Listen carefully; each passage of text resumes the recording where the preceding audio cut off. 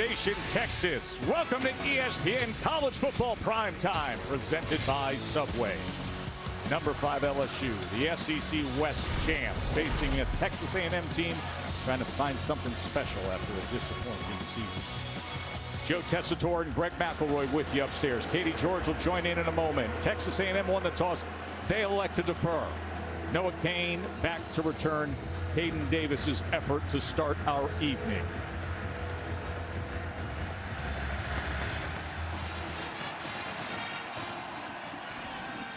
Greg, we often talk about teams not staying the same. You either get better or you're worse. LSU has gotten better and better and better. It's not often when you see the same team six times over the course of a 12-game season. Well, we've had the luxury of doing that with LSU, and it's been a trip. It really has. To see them week 1 and now week 12, see the differences that have been made. They've learned about each other. The coaching staff has learned their personnel, their strengths and their weaknesses. And now here they are, just 2 weeks away from potentially punching their ticket to the college football playoff. It's been a wild ride for the LSU Tigers. Jaden Daniels has had a sensational season, especially running the ball. As Noah Cain will take the carry, and Jackson makes the tackle for the Aggies. So Jaden Daniels, Greg, has the most rushing yards by a quarterback among all the FBS quarterbacks. A little tempo early here for Jaden Daniels, trying to get a look. Talk to the staff. A big reason why this offense has really found itself in the final month of the season is because of how confident he's become and how comfortable he is, not just going through his progressions, but also using his legs. Daniels completes his first throw of the night, and it goes to Jack Besh.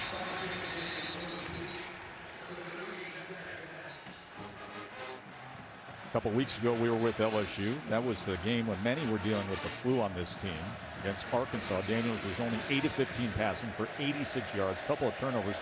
Comes back last week against UAB, 111 yards rushing, 297 yards passing.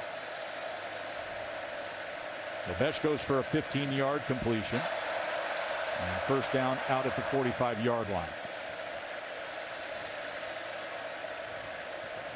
Cain wrapped up right at the line of scrimmage by Jackson again.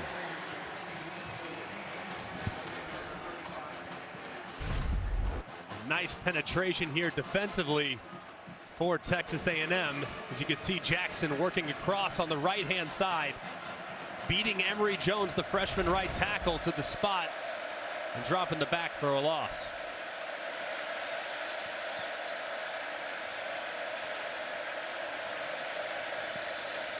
John Emery on second down as he's out to midfield. Emery's been dealing with turnover issues, had 3 fumbles in the last 2 games. Notice one name noticeably missing from those last 2 carries, Josh Williams. He might go at some point tonight, not at 100%, but they are monitoring him closely. He might be available depending on how the outcome's working.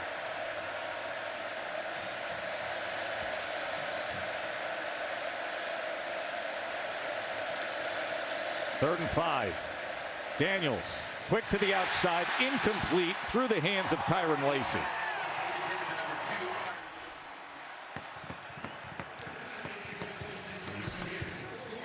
See the quarterback, Jaden Daniels, going right over to his receiver, saying, hey man, I'm gonna keep coming back to you. Ball a little bit high, not bad though. One that Lacey has to bring down, especially after a really nice route there on the 9 stop. That would have been an easy conversion to one that LSU should have definitely made a play on. Jay Bramlett on to punt. Moose Muhammad, a talented receiver and special teamer, back to return. Fair catch around the 10-yard line. Katie. You know, Tess, we've seen players dealing with injury shut it down towards the end of the season. Not Devon Achane. I've been told he has been working his tail off, trying his best to get healthy so he could play with his teammates in this final game. Jimbo Fisher says Achane's presence tonight says a lot about who he is as a person and as a teammate. When your star players remain invested, regardless of record, it sets the right example. He will give this offense a big boost this evening. And Katie, Jimbo turned the other day, he said, listen, he's been encouraging guys even when he was out injured. Just tremendous, high quality, high character veteran player. So Achane ready to go with Wigman, Connor Wigman as the cornerback. A gain of about 3 yards for A-Chain. Chick-fil-A impact players look this way. Well, upon finding out that Devon A-Chain was available, there's no doubt we're going there. Him and Moose Muhammad for Texas A&M. Those are the two guys you absolutely have to contend with. And then, of course, the edge presence that is B.J. Ojulari. He can change the game in an instant. And then Harold Perkins, what a young star he's become in the last few weeks. He'll be all over the field, the true freshman, formerly committed to Texas A&M. 2nd and 7. True freshman quarterback Connor Wigman back to pass. And he gets it complete, a yard short of the line to gain, as he's able to connect with Noah Thomas. If you watch Connor Wigman, how the ball comes off his hand, throws a really pretty football. A little bit of an unorthodox release, but he's got plenty of length, he's got plenty of height, and he throws a nice catchable football. Obviously understanding every single aspect of this offense, probably not totally at his disposal yet as a true freshman. How could it possibly be? But they're very excited about his future. Sky's the limit with the talent he has. They're down and 1, I formation with Crownover ahead of A-Chain. That'll be a first down for the Aggies. So Jimbo Fisher, who has suffered through all the issues this year with this team, from the injuries to the struggles on offense, and now the decision to play so many of the younger players, 25 true freshmen have played, 13 have started. But we visited with him this week. He said, listen, you think there'll be craziness and issues this week coming down the stretch with the kind of season? Not at all. There's a sense of urgency to perform tonight. Yeah, I fully expected our meeting with him to be totally melancholy, and it could not have been more the opposite the last couple days. Wigman sets up the screen. Here's Green as he strides it out for a gain of 9. The true freshman from Dickinson, Texas. And Jaquelin Roy coming in at the end with the push. Jaquelin Roy needs to be a little careful as you see Green out of bounds right there, and that's when Jaquelin Roy pushes him, but gotta be a little careful on the sideline there as you're in pursuit. A good start so far for the Aggie offense. A little misdirection and getting the screen game going to slow down those pass rushers for LSU. A-Chain bounces it to the left and goes ahead for 10 yards before he is taken down by Jay Ward. That was a thing of beauty there from A-Chain. Look at him work to the backside. Signed to go front side to the right. Feels the disappearance to the left.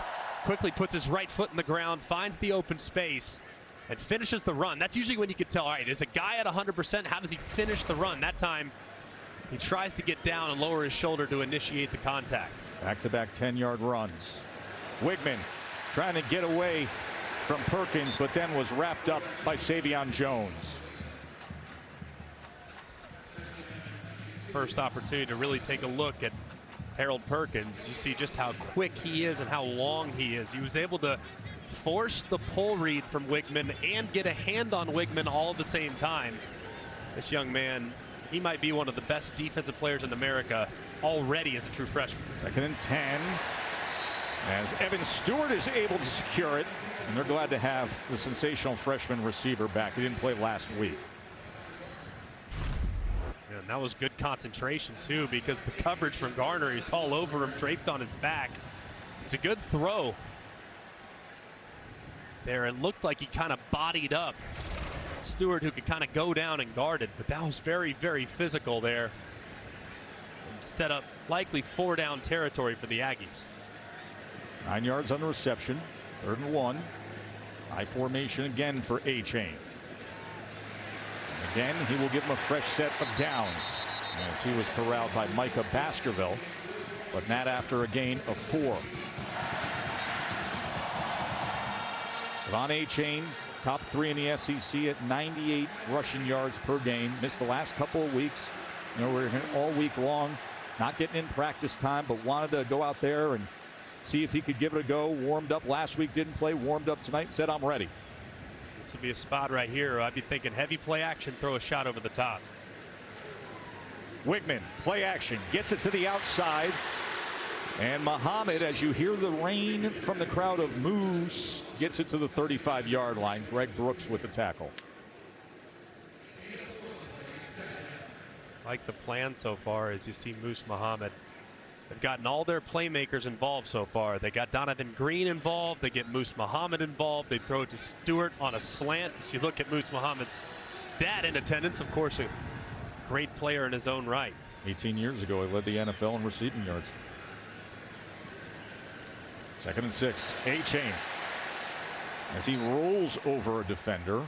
And he's going to be about half a yard short of that line to gain at the 30-yard line. There's Greg Penn with the tackle. 3rd and 1. They're 2 for 2 on 3rd downs on this opening drive. 11th play coming for A&M. They've run the same play on short yardage both times. It's just been a power to the left-hand side. Let's see this time lined up in a very similar formation. Let's see if they go to the power to the right-hand side. There it is. And with that, A-Chain is able to get ahead for a gain of 3 yards and another Texas A&M first down. Just a lead handoff right there, and A-Chain, if any of y'all were wondering whether or not he was at 100%, he might not be 100%, but he is clearly still an impact player. He looks as healthy as he's looked in quite some time. And then you think about what that means for the rest of the team when a guy like this is making a decision, considering the season they've had. Hey, I'm not shutting it down. I'm going to go out there. I'm going to give it everything I have tonight. Sends a message, no doubt. A-Chain to the left side. Patient. Look at him use the blocks as he glides off the edge. Finally pushed out by Greg Brooks, but you are getting a sense of exactly what Devon A-Chain can deliver. Goes ahead for 8 yards. Yeah, just a great job following your blockers out in front. I like so far that Texas A&M is really getting into some of these heavy sets. This right here, 22 personnel, 2 tight ends, 2 backs. It's a heavy set to try to impose your will along the line of scrimmage. 2nd and 2. A-Chain again. That'll be 3rd and probably less than a yard. You know, we were visiting with their offensive line coach, Steve Adazio, before the game. At one point, he turned to both of us. He said, you still win football games a certain way. Right. You're seeing that on this opening drive. Absolutely. I mean, there is still a place in the game for physical downhill rushing attack. If you don't believe me, ask Ohio State how things went with them against the Michigan Wolverines. And I think a physical rushing attack works pretty well for the Georgia Bulldogs as well. Is a first down for A&M based on that spot.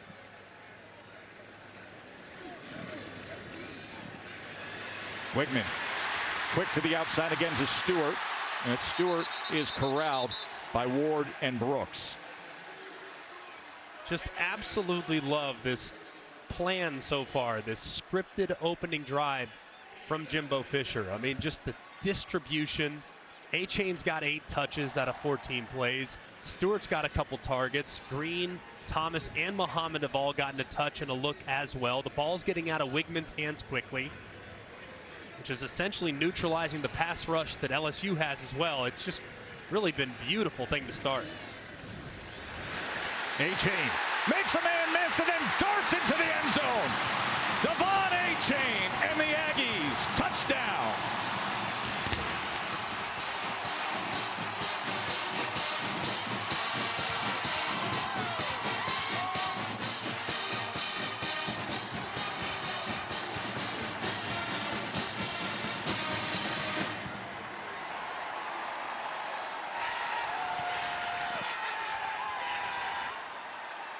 Exactly the start they wanted to have.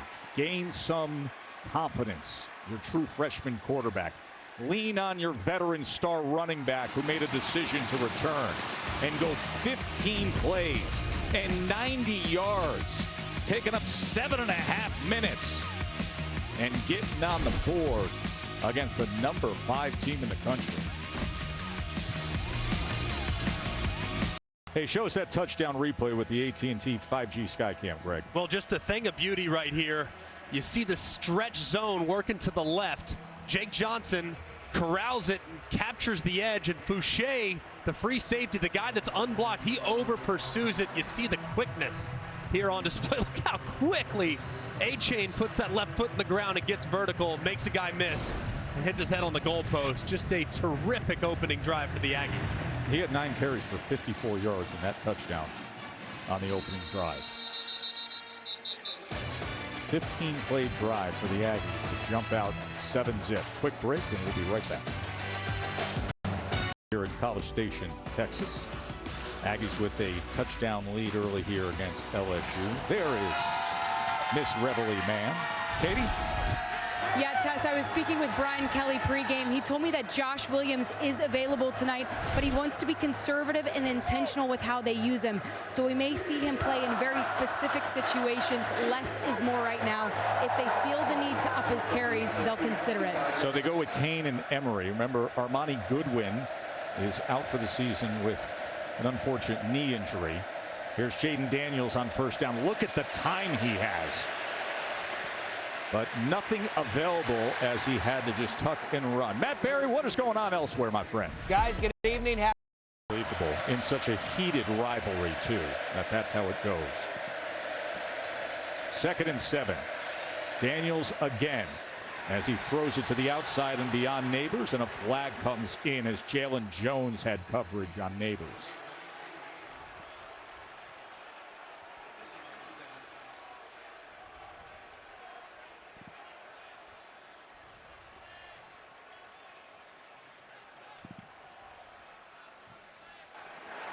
Pass interference, defense, number 17. The ball will be placed at the spot of the foul. Automatic first down. And it looked like as Neighbors was getting ready to drop his hips, that left arm of Jalen Jones gets wrapped around Neighbors and doesn't really allow him to come out of his break. That's a good call by the official. Appreciate A&M's defensive backs being aggressive. This is a high-quality wide receiver core for LSU, so you need to be physical, but you can't grab. It's a good call by the official. First down at the 40 after the penalty. Daniels trying to get it out to Kane quickly, who was lined up in the slot to the left. Mike Denbrock, the offensive coordinator for LSU, has done such a great job learning his personnel and figuring out ways to make his quarterback more comfortable. Jaden Daniels has thrived really in the last month of the season, with the exception of a game or two here and there. So much more comfortable than he was at the early going. Here's Emery on 2nd and 10, and look at Emery as he was able to drag a defender, Antonio Johnson, with him for extra yards and a first down, Tigers. Great read here at the end of the line of scrimmage. You see Jaden Daniels, he's reading number 4 right there.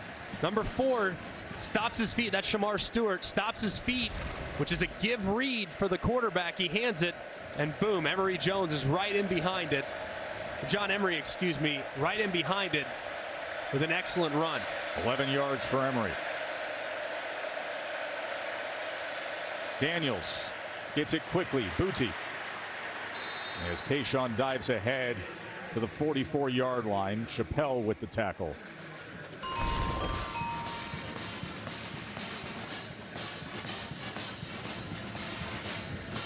Next Saturday on ABC, it'll be TCU playing for the Big 12 championship. Clemson, Carolina in the ACC. 2nd and 5. Daniels going to try to run for it, and he'll be a yard short as he was met by Edgerrin Cooper.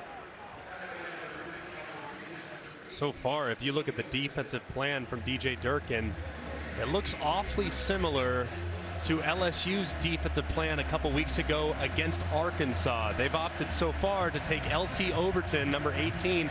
He's been dropping back a little bit. They're rushing 3, and LT Overton's essentially responsible for Jaden Daniels on the quarterback spy. 3rd and 1. Emery, he'll muscle ahead for a first down.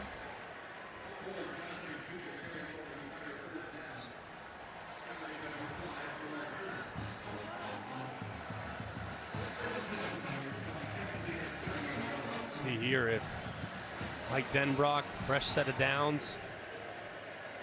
Formation into the boundary. You have 3 receivers, the near side. This would be where they'd go heavy play action and take a shot downfield. Kane, as he's, ball came out at the end there, and LSU falls on it as the linemen were trailing the play. And you could see quickly Emory Jones was able to recover that fumble. He is the true freshman from Catholic High in Baton Rouge who stepped in week 3 as a starter and has never looked back. Yeah, you see Antonio Johnson, number 27, coming in and delivering that big blow. You see Kane right there. I mean, not terrible ball security, just a big hit.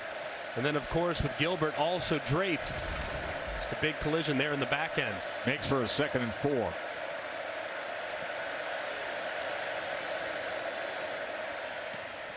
Daniels quickly to Neighbors. And that'll be a first down for the Tigers. Good job there by Neighbors on the low throw to go down, get his arms underneath it, because that ball was humming. That was a fastball there. As you can see, the defender, Chappelle, he was collapsing on that hitch route. So Daniels had to throw it with some heat on it, and it dropped. It's a good catch by Neighbors. Daniels looks left. And it's just beyond Besh's reach. He was covered by Antonio Johnson.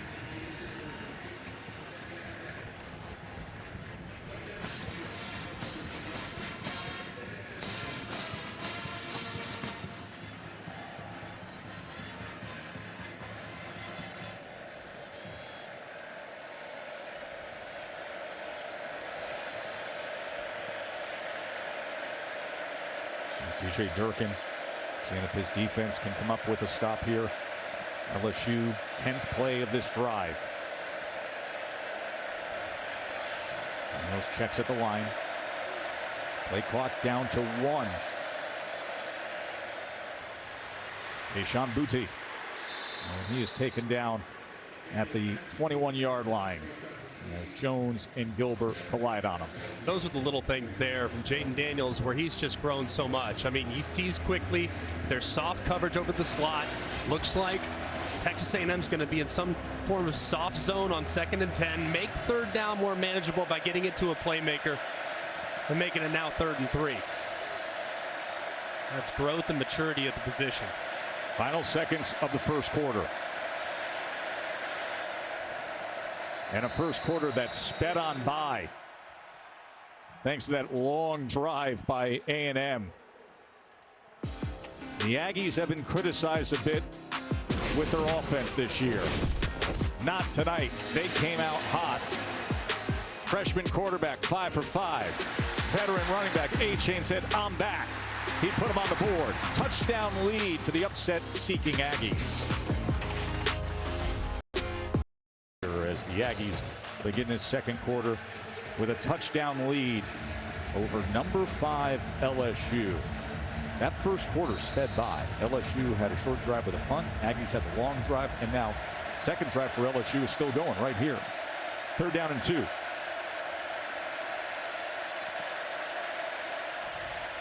Daniels utilizing the blocks inside the 10 and spinning his way inside the 5. 1st and goal, Tigers.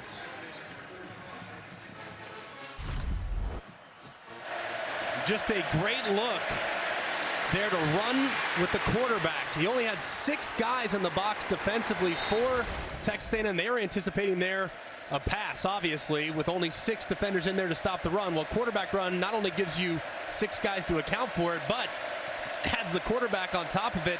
You have 6 guys to block 6. That's going to be a huge play every time. Emory straight ahead, reaching out for that goal line, and they are going to mark him just short. It was Jordan Gilbert with the tackle of John Emory. It's been a good answer from LSU. Quick to the line. Emory again. Whistles blew as he was stacked up. I think they're going to go back and look at that original run on 1st and goal. Before the ball was snapped, replay initiated a review of the previous play. The ruling on the field was the runner was short of the goal line. Ooh, it does look like he might have crossed the plane. Initially, it certainly didn't look like it. Thought he was down before the ball crossed the goal line, but On a second look, that left knee was actually up as he surged forward. Here you go. You can see right here is not down, not down, not down, not down, not down, not down. Boom, elbow down, but where is the ball at that point?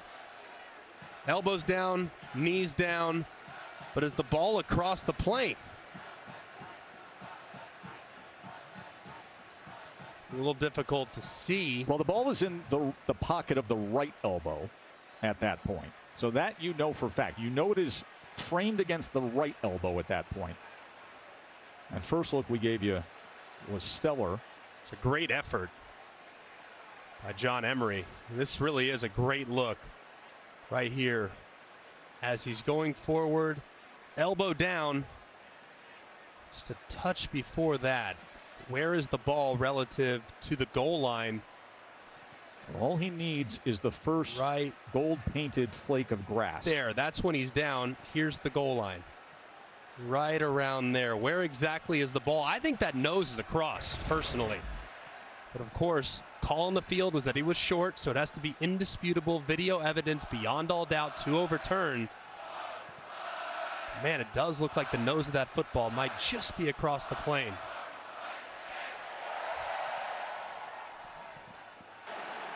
After video review, it is a touchdown. Touchdown, Tigers. Call is reversed. So John Emery goes ahead for a 4-yard touchdown run after replay saw that look down the line. Just a great effort there by John Emery. Just refusing to go down and being just strong enough to cross the plane. Excellent effort and a terrific response from LSU after the opening drive touchdown by the Aggies.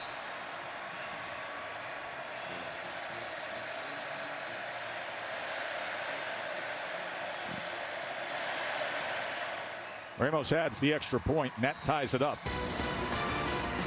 Aggies had a 15-play touchdown drive. LSU comes back. They have a 13-play touchdown drive.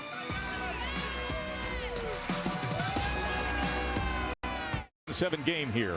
Joe, Greg, and Katie. SEC primetime on ESPN. Texas A&M, of course, suffering through some difficulties this year. They lost 6 straight games, all SEC games. Last time A&M lost 6 in a row all the way back in 1972. But oh, what a way this would be to finish a dismal season. They can threaten number 5 LSU. Ibert kicked it out, and that brings out the flag. Free kick, out of bounds, kicking team. The ball he placed at the 35-yard line. First down. Timeout on the field. Take a short break. When we come back, we'll get you up to speed on everything going on with Tennessee and Vandy. Don't go anywhere. Of course, that's Joe Milton, the third at quarterback for Tennessee after Hooker suffered that horrible injury. Wigman gets it complete as he connects with Muhammad. And that was good effort by Moose Muhammad to haul that in. So far, Texas A&M's offensive plan, they've mixed up. A great catch there by Muhammad, by the way. They've mixed up the looks. They have really changed the launch point an awful lot for Connor Wigman. They've rolled him to his right. They've gotten the ball out of his hands quickly. They've simplified some of the reads by cutting the field in half. Quarterback is obviously responding with a nice performance so far. Wigman, he's 7 for 7 to start the game as he goes to Muhammad again and another first down. Get this, guys. Matt House, LSU's DC, actually coached Moose Muhammad's dad, Moosin, when House was an assistant for John Fox at the Carolina Panthers. House said Moosin was one of the toughest receivers he's ever come across. He was physical, a team-first guy. House said in watching the film this week, you can see Moose has a lot of his dad in him and thinks that toughness and strong body will bode well for him. It's boding well for him right now. No doubt about it. Off to a very good start. 3 catches for 34 yards. A-Chain as he goes ahead towards the 30-yard line. Greg Penn with the tackle. And it's easy to point out all the wonderful things that A-Chain does in the run game, but how about the little things? How about this block right here? Just saving a life. That's B.J. Ojulari. He sees that he's going to get the ball pulled on the RPO. A-Chain goes in there and sticks his shoulder in, and A-Chain By the way, giving up about 60, 65 pounds to Ojulari, and yet completely unfazed by the penetration of the defensive end. 2nd and 5. A-Chain. It'll be 3rd and a long one from there. A-Chain goes 185 pounds. Ojulari 250. Now getting into it in pass pro. What is 63 yards. Welcome back. I remember a lot of the conversation before the season too was, hey, can A-Chain be an every down back, right? Is he one of those guys that can handle the blocking and all the aspect? We know he's a great home run hitter, but is he a well-rounded enough back to be an every down guy? Well, that play right there shows you just how far he's come. 3rd and 1. They go I formation again. A-Chain will have the first down as he's torn down by Garner. And A&M is now 4 for 4 on 3rd down. Now they've run power to the right multiple times where it's gone this way, but now they call power with a bend. Watch Crownover. He's the fullback. Watch how he leads back around. And he gets a little bit tripped up by Preston, but if he could have stayed on his feet, they would have had really nice numbers on the backside. They set that up on 3rd and shorts earlier in the game. That time they call a design cutback, and it was almost to the house. Split the backs now. By the way, Crownover 6'3", 230 in that role in the backfield. Wigman. Diving effort, couldn't get it to Crownover, and that's the first incompletion of the game for Connor Wigman. True freshman quarterback from Cypress, Texas. Played at Bridgeland High. Went for over 10,000 yards of total offense there, 119 touchdowns. Was the #1 quarterback recruit as a pocket passer in the ESPN 300 last year. He has a very bright future. He does, and he's working against a secondary tonight that's without some of their top pieces. Corners for LSU, a little banged up heading into the night. Jarek Bernard Converse not able to go tonight. As a result, Jay Ward slides out. He gets the start, as does Makai Garner. So a little banged up in the secondary, and as a result, Wigman's had plenty of space and opportunity to complete some underneath passes. But a big down here, the most difficult down of the night so far for A&M. They've kept everything very much on schedule. This is really the first time they've been behind the sticks. 3rd down and 7. What do they do to account for number 40 on the bottom of your screen? Wigman has to try to escape, looking for a block, and he gets it.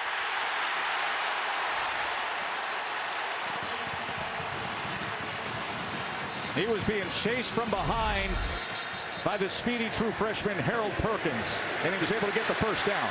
It's a pretty good job by Fothery just forcing Perkins to run the loop. Perkins, so athletic, almost tracks it down, but as he's going in for the tackle, kind of lands awkwardly, and he's on the ground. A potentially massive injury if Perkins is seriously injured. Hopefully he's okay.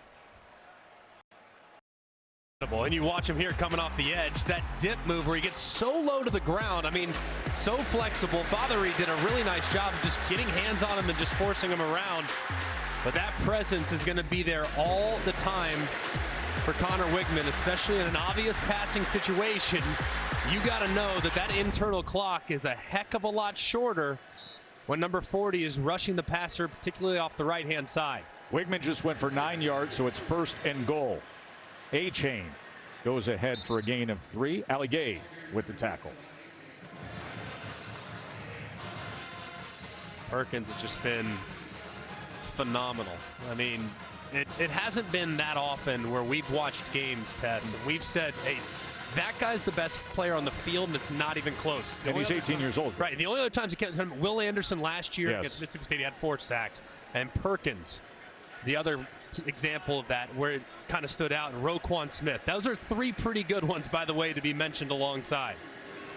Wigman with time, looking to the end zone, goes underneath, though, as that was the only option available to him. And it's Jake Johnson, the true freshman tight end, the younger brother of quarterback Max Johnson.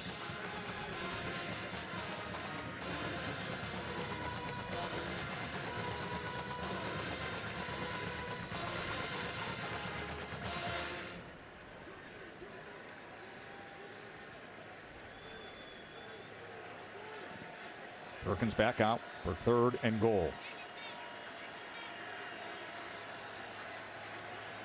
Keep an eye on Perkins. He's right here. Walked up over the guard. 3-man rush. They drop 8. Wigman with a man in his face. Going to the back of the end zone. Incomplete. Was trying to find the 6'4" Donovan Green.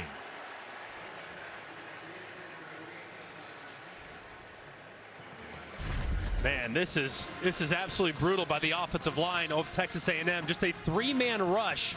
And Mekhi Wingo, who's been a revelation for them at times this year, stepping in for the injured Mason Smith. Everyone thought Mason Smith was going to be the breakout player. But Mekhi Wingo right there, a 3-man rush against a heavy protection. He beats the left tackle Zune inside and forces the early throw. Just brutal job protecting there by the Aggies.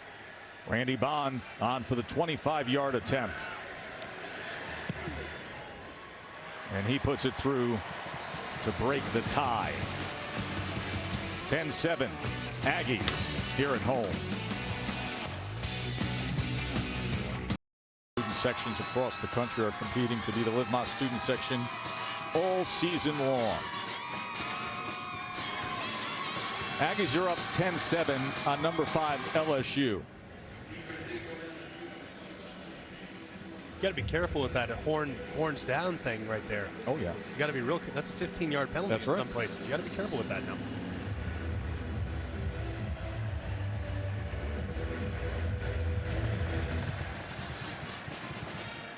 Noah King will let this fly to the back of the end zone, and we will fly to Bristol, Connecticut to check in with Matt.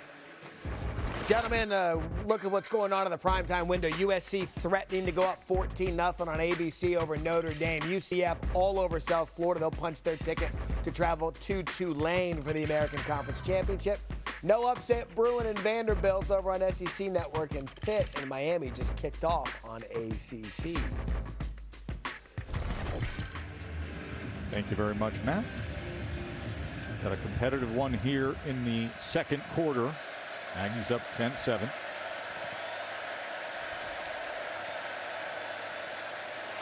Jane Daniels pulls it and then goes ahead for 2 yards. He was wrapped up by LT Overton. Second drive by LSU. They started to settle in. Did a nice job of mixing some run pass. Got Jaden Daniels involved in the run game a little bit as well. Right now, A&M playing pretty good up front relative to how they've looked at times in the last 6-7 weeks. Daniels is averaging 6.3 per rush tonight. 2nd and 8 as he hooks it up for a first down to Neighbors. And Neighbors has that quick burst as soon as he turns the corner. If you look at how A&M's playing in the secondary, they've been a little bit soft. There is some opportunity to throw the ball underneath. A&M trying to just keep the ball in front of them a bit. Daniels as he gets it complete to Kayshon Boutte. And it's inside the 40. Man, this is a long throw here by Jaden Daniels from the far hash. They fake the little screen out to the left, and they try to hit a little pump action down the field. The safety did a pretty decent job staying over the top, so Jaden Daniels had to drive that one into Boutte, and he gets it in just in time. That's a pretty good throw, man. That ball was in the air a long way. 22-yard reception for Kayshon Boutte. That's the first play we've had for either team over 20 yards tonight. Daniels, first down throw was tipped.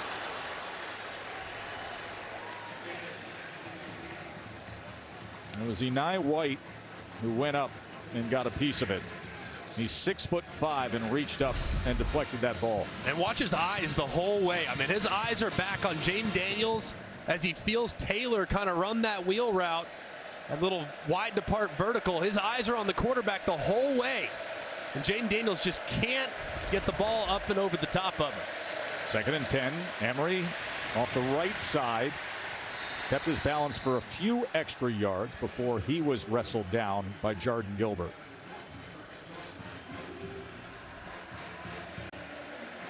Ryan Kelly all year long has been extremely aggressive, especially in plus territory. So I would imagine he's telling Mike Denbrock right now, hey, you can get it to 4th and 2, 4th and 3. would be a spot where they would definitely go for it. Why not? You're in that no man's land on the 34-yard line. 3rd and 6. Daniels won't have to worry about that as he goes to Neighbors again. Neighbors often his preferred target in spots like that. And what a great route. I mean, just look at how quickly they've tried to work this route a couple times. Tried to work it to Kyron Lacy earlier, and the ball was just a touch high and was dropped that time. Similar route, just a 9-stop. See him sit it down quickly, and the ball's right on time. Kane dealing with traffic in the middle as he was met by McKinley Jackson.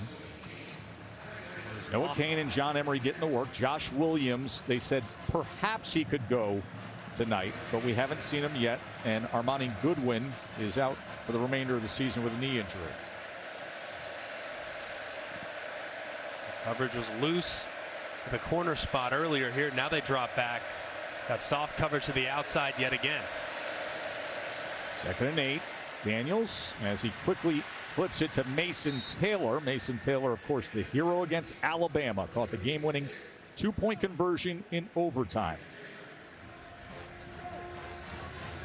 3rd and 2 coming.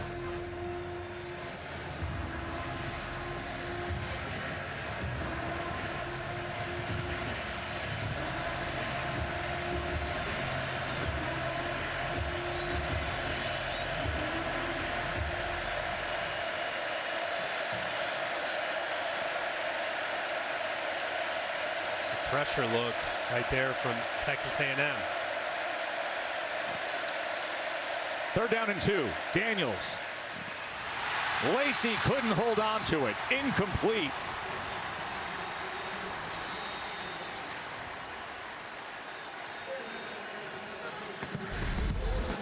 And man, this is so wide open.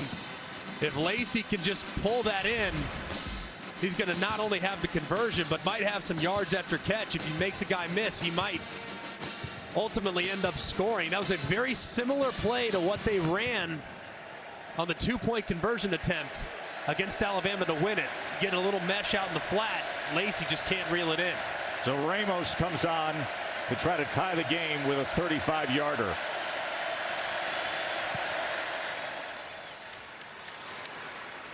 And he just sneaks it through.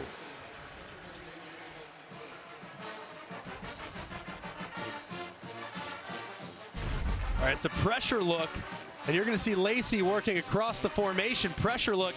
Chappelle has to go all the way over the top to try to cover this man. They bring Sam Will fire zone. You have wide open out in the flat, and Lacy just can't reel it in. It's very similar, like I said, to the play that they ran to Mason Taylor to win the game against Alabama. That time, they have exactly what they want. They have exactly the coverage that you want to run that against. They just didn't execute it properly, and they end up having to settle for 3. Missed opportunity there for the Bayou Bengals.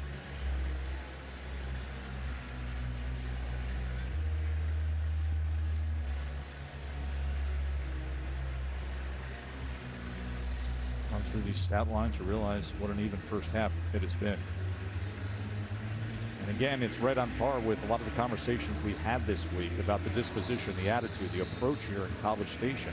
When most people nationally would look at the circumstances, look at how things have gone this year, and say, they're just trying to get to the finish line. Not quite. Moss on the return. Let's check in with Matt again. K-State trying to land themselves a chance to play TCU. Texas fans obviously wildly interested in that.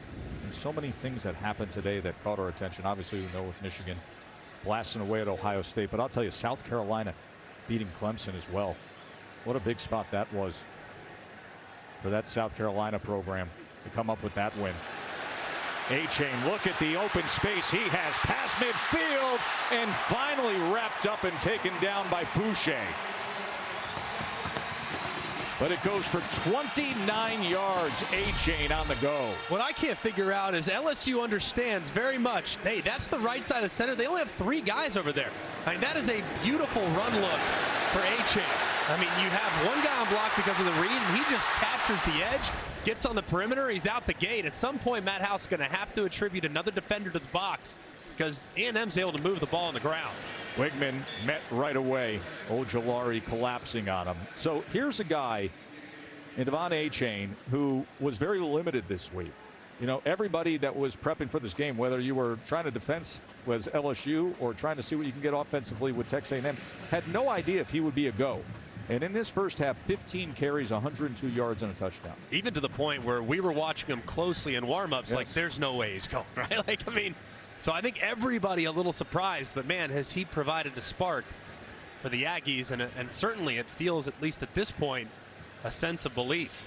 2nd and 10, Wigman going to try to get free, but he can't escape the grasp of Roy.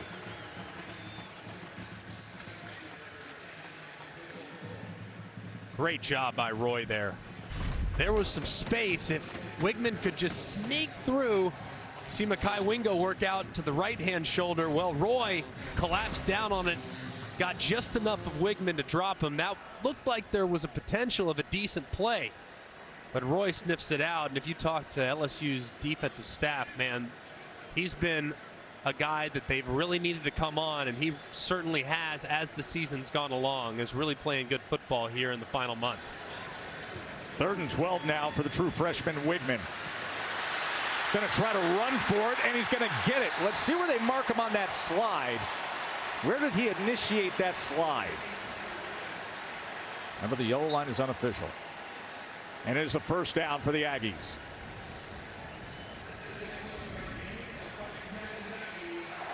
This is great recognition here by the quarterback. Watch, this is called two-man. Look at all the defenders. Look at their eyes. Their eyes are on the guys that they're covering. But you still have 2 safeties deep. You know what beats two-man? Quarterback run. Great recognition of two-man there by Wigman and picking up the first down. And now Wigman, as he gets it complete to Stewart. Freshman to freshman. You are going to hear that combination for years to come. Wigman to Stewart. That goes for 13 yards and another first down for all of a sudden this Aggies offense that has found its gear a bit against LSU. There's really been a nice rhythm with how they've gone about their business too. And this is not chopped liver defensively. I mean, LSU is excellent on that side of the ball, especially in the front 7. So far, A&M has been just a step ahead with their offensive plan.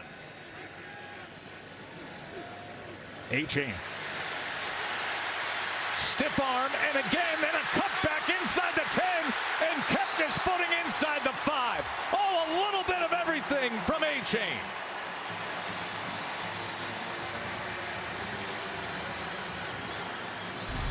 Man, how about A-Chain here? Just a great job getting the edge. You see the outstanding speed, by the way. Watch how he finishes. Boom. Pushes off Harold Perkins there at the end, number 40. And finishes that run. And he is running violent, and he is running angry tonight. And he has certainly breathed some life into the Aggie offense. He didn't tap out when people at the end of the season like this could have. Instead, he's given it all. Playing with desire and hunger and urgency. He's 2nd and goal. 119 yards in this first half. After missing the last 2 weeks. He's the guy that'll get all the credit, but let's also give a little love to this offensive line. I mean, across the board, only one guy that's an upperclassman. That's the right guard, Layden Robinson. The whole left side are freshmen with Soon, Dewberry, and Wyckoff. And those guys answered what is a fairly significant challenge working against this defensive line of LSU. Backfield offset with Crownover in as the lead blocker. 2nd and goal. A-Chain. Nothing there as he was wrapped up around the ankle by Roy again.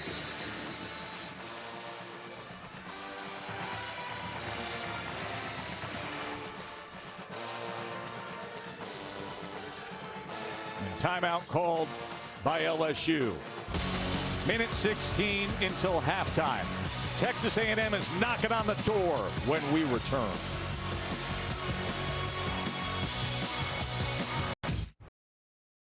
I look forward to that, Matt. Right now, it is 3rd and goal for the Aggies.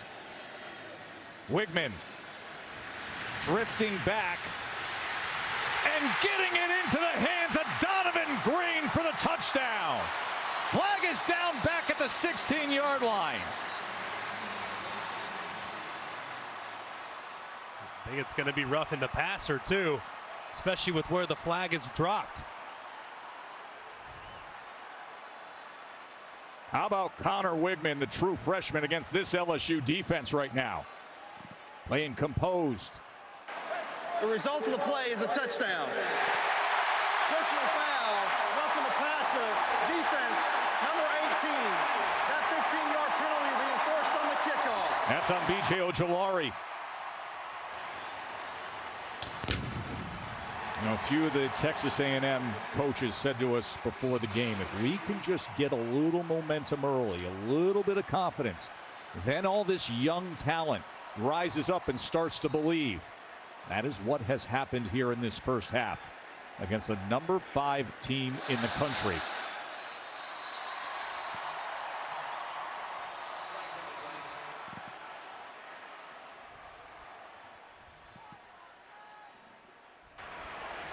Offside, defense, number 5, half the distance to the goal. We will try again.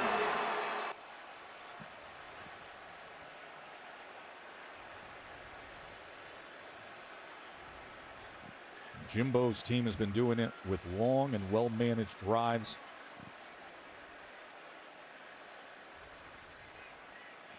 That one went 9 plays, another 72 yards. Greg, A&M has had 3 drives in this first half that have taken up nearly 18 minutes off the clock.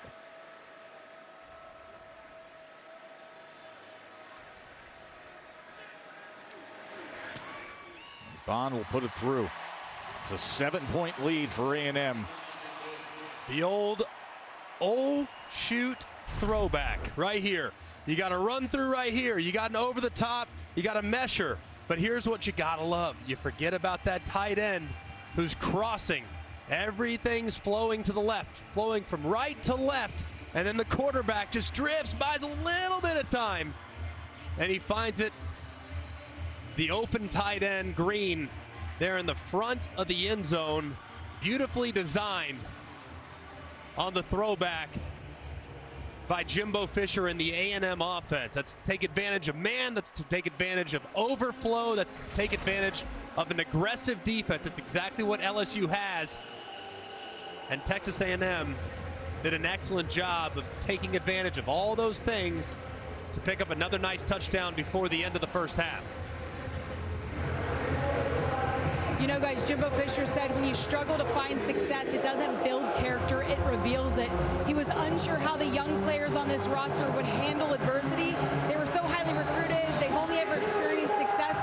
Fisher said he's been impressed how they've never wavered. They haven't pulled apart. If anything, he says they've gotten closer, tighter through the ups and the downs. Record aside, Fisher said, I've really enjoyed coaching this group.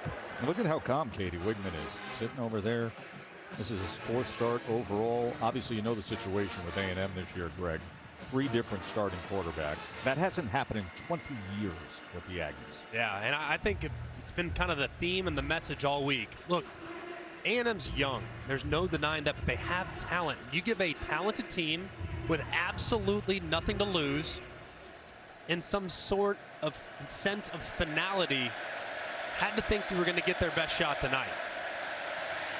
Daniels trying to escape, and he does successfully to Neighbors. And Neighbors will go ahead for 12.5 yards, tackled by Bryce Anderson. LSU has 2 timeouts to work with here. A minute on the clock as they set up after the first down. Now the clock will run. Don't need to start using your timeouts until you get under 40 seconds. Daniels pushed back, tried to check down underneath, but couldn't connect with Kane. That leaves 51 seconds. Just goes to show you how much trust and faith Brian Kelly has in his quarterback, Jaden Daniels, to make the correct decision. Most coaches would opt, especially with their initial starting field position, to potentially just take it to the half. Not the case here. Trusting his quarterback to see if they can't steal some points. Trust has been the key word with everything aligned with the success of Jaden Daniels this year.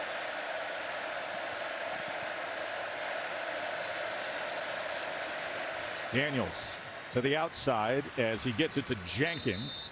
Dre Jenkins will have the first down. That stops the clock momentarily. Still the 2 timeouts in the bag. Still plenty of time. Don't need to think about your timeouts. Remember, one of those timeouts is for the kicker. So ultimately, sideline's still your friend, but you can work the middle of the field. Make sure you have 1 timeout to burn for the offense and 1 for the kicker. They run shallow crossers. There was contact there as he was trying to get it to Jenkins, and the flag does come in as it was Gilbert who was there defensively against Jenkins. That's a correct call, too. I mean, Gilbert got there really early. As the ball was arriving, Gilbert had already essentially gone over the top of Jenkins. Yeah, as you can see right there, I mean, everyone's got a right to the football. Gilbert kind of trying to make a chance at it, but man, that collision, that contact happens really early. There's no foul for defensive pass interference. Wow. Second down. They decided that he was trying in an effort to make an attempt at the football. They talked him out of it. And I thought that contact was pretty early, so I'm a little surprised. You be the judge. There's the contact right there as the ball goes sailing by. Matt Austin, our rules expert, you tell us. Well, I agree with Greg. You can't play through the back of the receiver like that. I know he was jumping up for the ball, but he was definitely early and through the back, so I think they should have stuck with that one. Here's second down. Daniels nearly ripped down, but gets it to Emery. And Emery trying to fight his way back past the line of scrimmage, and he does so over midfield. They'll have to use a timeout with 20 seconds remaining. Hey, next Sunday, December 4th, it is the reveal of the college football playoff matchups in the Fiesta and Peach Bowl. Of course, that'll be New Year's Eve on ESPN. Reese and the guys will unveil the New Year's 6 bowl games and have the top 25 final rankings. But a lot of business to be done before then, right. Brett. Yeah, there's one thing we've learned, like, let's not lock in any top 4 spots right now, because it feels a little bit like 2007, where it was almost like, who doesn't want to win the championship? Exactly. And just move them up accordingly. But right now, LSU very much in the hunt for a college football playoff berth. Of course, that requires a win this week. And then obviously one of the biggest shocks of the season next week if they knock off the Georgia Bulldogs. But a lot on the line here for the Tigers. And they've been okay offensively, but defensively, man, they have really struggled at times here in the first half. You sensed something with Texas A&M, though, this week. You were saying it the past few days. I just think they're dangerous. I just think they're one of those teams that's young, so you're going to have really high highs, but you're also going to have really low lows. I mean, that's what you get with great freshman players, and teams that are full of freshmen are going to have highs and lows like that. So if you catch them on the wrong day, you're in for a dogfight. Here's your 3rd and 7, 20 seconds remain, 1 timeout for LSU. Daniels to the outside of the intended target of Malik Neighbors. That leaves 16 seconds and a 4th down.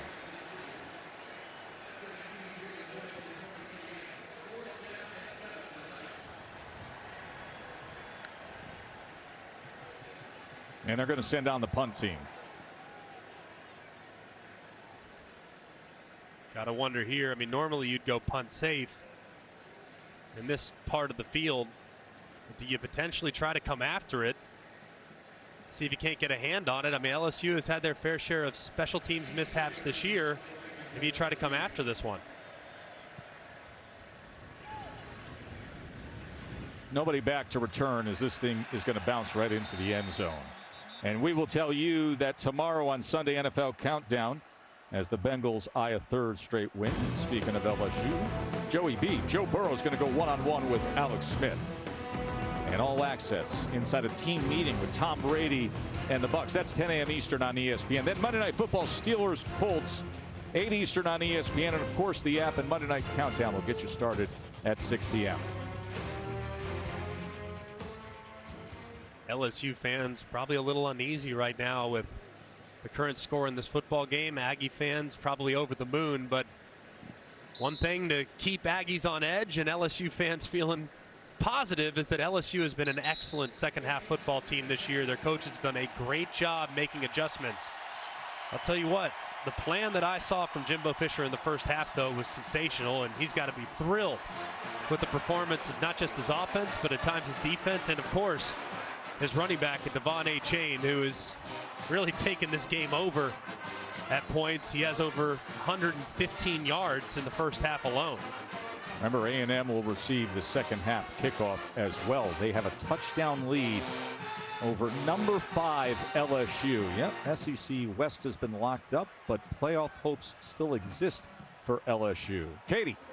Thanks, Tess. Jimbo, Devon Achane has been phenomenal in his return. What's impressed you about the spark he's provided? Well, I think just his natural running skills. He's so patient, he knows when to explode, and we're getting more control in the line of scrimmage. Our offensive linemen are blocking him and giving him seams, and you can see what he's doing, and Connor's really managing the game, making the right throws and good decision. We're executing. Speaking of managing the game, we saw some really long, great possession there in the 3 drives. What needs to continue offensively? I'm sorry, I misunderstood. I couldn't hear you. What needs to continue offensively? The same thing. We got to stay ahead of the chains, because that's when they get into it. When they can pass rush, they have great loose down pass rush guys, and we got to stay ahead of the chain, stay physical, make sure our third downs are very manageable, and be able to take our shots and control the game. Thanks for the time. Thank you. You do that, you get Perkins and Ojulari out of the game. It's 17-10. Let's head to the studio for the halftime report with Matt, Joey, and Jesse. Gentlemen, take it away. We welcome you back to ESPN College Football Prime Time, presented by Subway. 17-10. A&M up a touchdown on number 5 LSU. Joe Tessitore and Greg McElroy with you. Listen, Connor Wigman, the freshman quarterback, was poised and control. Achane, the star running back, was outstanding, and they kept long drives going. A&M was 7 of 8 on third down in that first half. Yeah, that was the key. I mean, just continuing to extend drives. And if you look at how they did it, yeah, occasionally the short pass, but 2 very timely Connor Wigman runs to extend drives as well. He was very in control. And of course, A&M fans thrilled with what they've seen from Devon Achane, almost 120 yards there in the first half of this football game. And clearly, I mean, injury not an issue anymore. Nearly 20 carries in the first half as well. Going for 6.6 a carry at the touchdown that got the night started. Wigman being chased by Ojulari. Katie. Well, Tess, you could imagine Brian Kelly is not thrilled with the way that his defense has played. He said that was a very uncharacteristic first half. We were missing tackles left and right. He said that was not to our standard. Now this comes down to digging in and seeing how we can respond. All of it's on the line. And listen, at the end of the day, you got 18 to 22-year-olds who know what is coming next week. But when the college football playoff is on the line, every single moment matters. Absolutely. And look, this has been a team that has responded to adversity time and time and time again. And I'm sure Brian Kelly issued a very strong challenge at halftime to his defense especially. 2nd and 9. Quick strike was batted away by Jay Ward. He was trying to get it to the speedy freshman, Evan Stewart. Ball just a little off target from Wigman. As you see, tries to anticipate the throw. It's good anticipation, but the ball's just a little bit behind Evan Stewart, who's on the in-breaking route. It's not going to be possible for him to track it and turn his hips that quickly to make a play on the ball. And these are the situations they avoided in the first half. 3rd and long, staying on schedule was of the utmost importance, and here they are behind the sticks. It's exactly what Jimbo stressed to Katie moments ago. Can they convert? 3rd and 9. No. Pressure came raining in on Wigman from Wingo. It was Mekhi Wingo who got to Connor Wigman. We also told you that quarterback run game hurt him on 3rd down as well. This time they opt to go with just a 3-man rush. And Harold Perkins, number 40, he was in the spy position. His eyes were in the back. He's now responsible for Wigman. So quarterback run game, if they opt to go with that approach defensively the rest of the game, quarterback run game is going to be a non-factor, because Harold Perkins, he can stop anybody at a quarterback spy spot. Welcome to the game, Nick Constantino. First punt for A&M tonight. And it's a scatter call on the sideline as it goes harmlessly out of bounds inside the 30-yard line. College football playoff rankings are brought to you by Capital One. Let's take a look. Obviously, Ohio State, how far do they fall? I think their playoff hopes are alive, but they are certainly on life support right now. Clemson is out, totally out. Oregon out, obviously. So it just depends. I mean, with what's going on right now in Los Angeles, USC is in prime position to be in a great spot to potentially secure that number 4 spot if LSU can't knock off Georgia next week.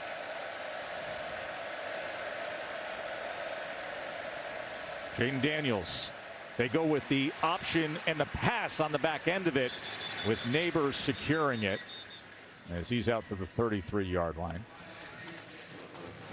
And LSU's offense really, I mean, they punted twice. They did not have a bad first half whatsoever. I mean, they completed 50% of their third down conversions. They didn't run the ball as effectively as they would have liked, but still, John Emery averaged over 5 yards a carry and Jaden Daniels over 6. So really wasn't the offense's fault there in the first half. It didn't have much to show for it. 2nd and 6. Daniels with plenty of time. You know how dangerous he is with his feet, as he easily gets the first down. He's out to the 49-yard line for the Tigers. 16 yards from Daniels.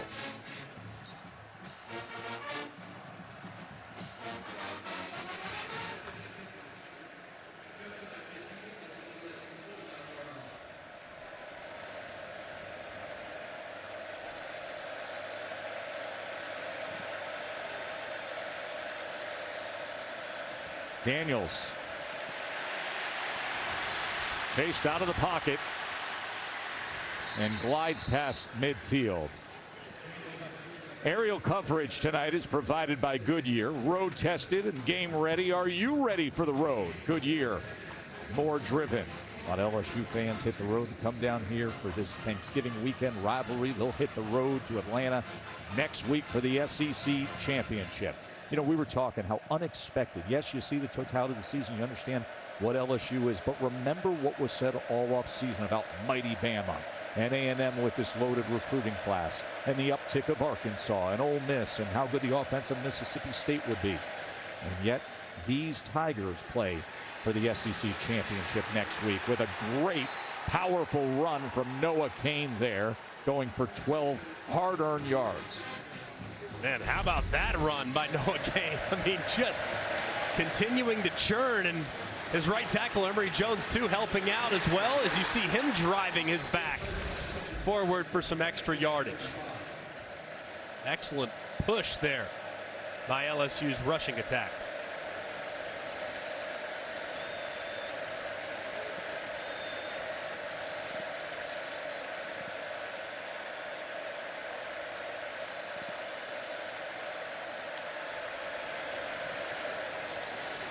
Good job by Daniels to realize what was happening as the interior of that defensive line was crashing on Emery, and he holds on to the ball. Chris Russell makes the tackle. And this is what Jaden Daniels can do for you. This is the perfect play call.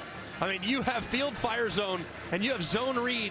One guy's accounting for the running back, the other guy's accounting for the quarterback. Doesn't matter. Jaden Daniels can make you right as an offensive coordinator. Perfect play call by DJ Durkin, and it doesn't matter. What would normally be a negative play is now actually a solid play. Set up 2nd and 6.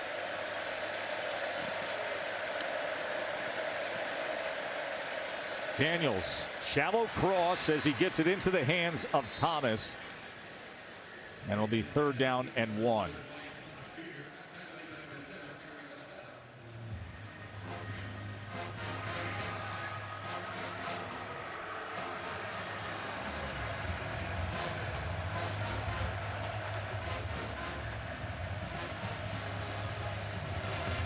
A&M right now, that secondary, the deepest defender's about 5 yards, so they're about to sell out against the run here. 3rd and 1. Emery able to find that crease and gets inside the 20-yard line. 1st down LSU.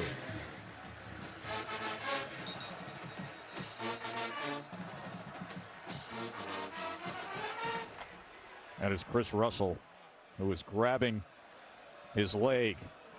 Medical team out to see the starting linebacker. We'll take a short break. Your Alabama team was defeated by our executive vice president booth operations, Jeff Calhoun's UConn Huskies last night. A little too soon. It's all right. It was closer than the final score indicated. Only lost by 20. Huh. 1st down LSU. Daniels looked to Emery for a pump and now checks down to him as they were running out of options, and he was met by Damani Richardson. Damani Richardson with 42 career starts, most on the team. He's top 10 in the SEC in tackles. Very reliable defensive back for the Aggies.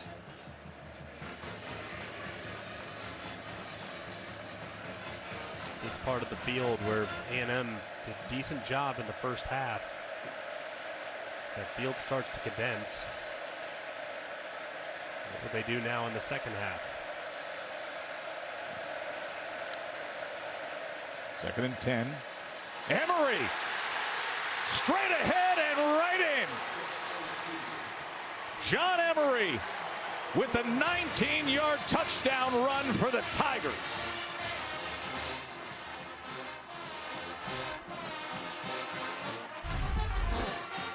Watch these three defenders and notice that their eyes are all on Jaden Daniels. Watch, they stay wide as a result of his presence and how he can pull it in the zone read game. So you have three defenders who stay wide, and as a result, Emery hits it right up the field. What a great start here in the second half for the LSU Tigers. Good job by Garrett Dellinger on a block there to pave the way for John Emery. We got ourselves a tie game with so much on the line as LSU heads to the SEC championship game. John Emery takes it straight ahead for the score. 17s apiece, Tigers and Aggies. Prime time presented by Subway. John Emery gets a well-earned rest after just scoring the 19-yard touchdown run. Tie game here at Kyle Field.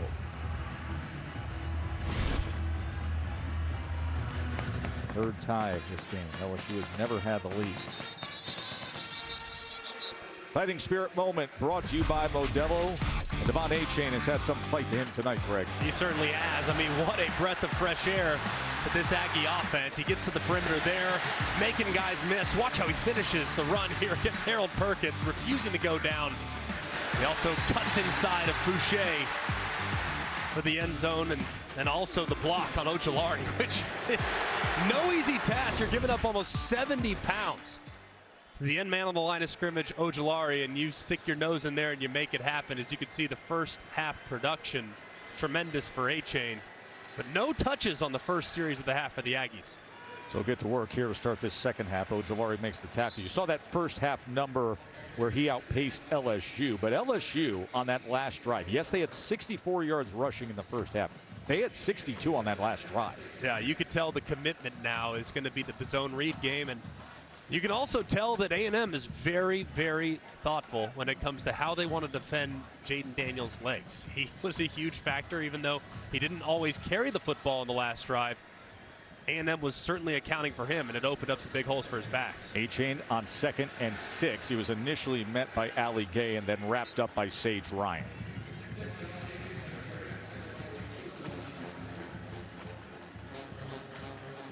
Dare I say huge down here for Texas A&M. I don't usually go there with 8 minutes left in the third quarter, but to go 3 and out on your first 2 possessions of the second half when you played great offensively in the first half would be a real gut punch to the adjustments that you made.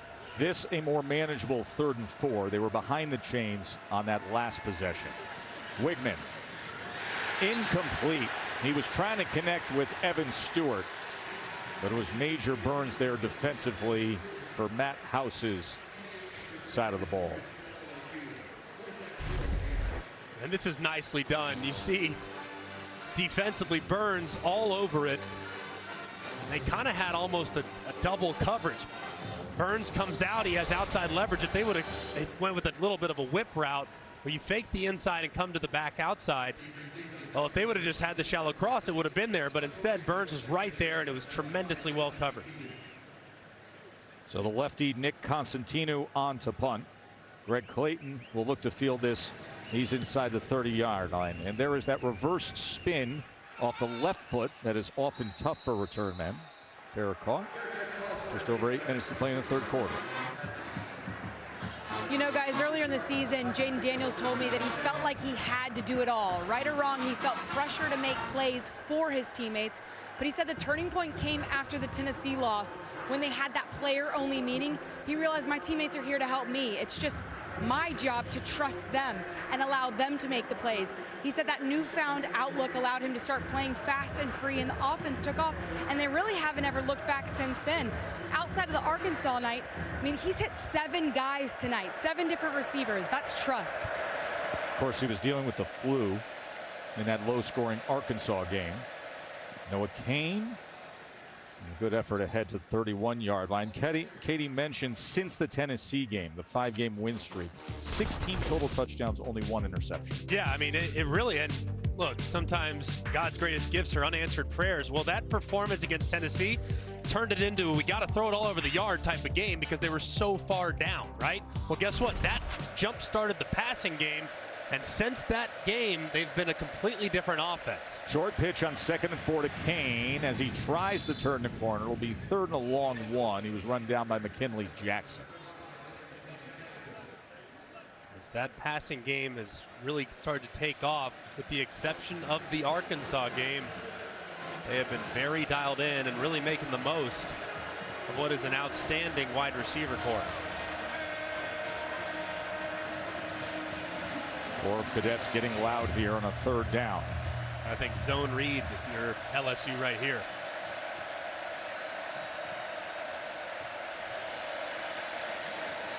Ball's out. Ball is loose. It is scooped. Richardson's going to return it. Touchdown Aggies. Damani Richardson.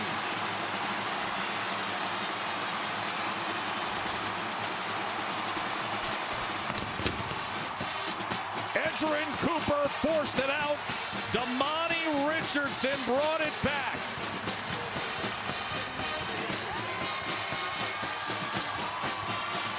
Now remember, Richardson had one of the wild plays of the year, that 97-yard fumble return touchdown against Arkansas, when he was given the ball by Chappelle and he took it 80-plus yards for the game-changing touchdown. That sparked the Aggies win then.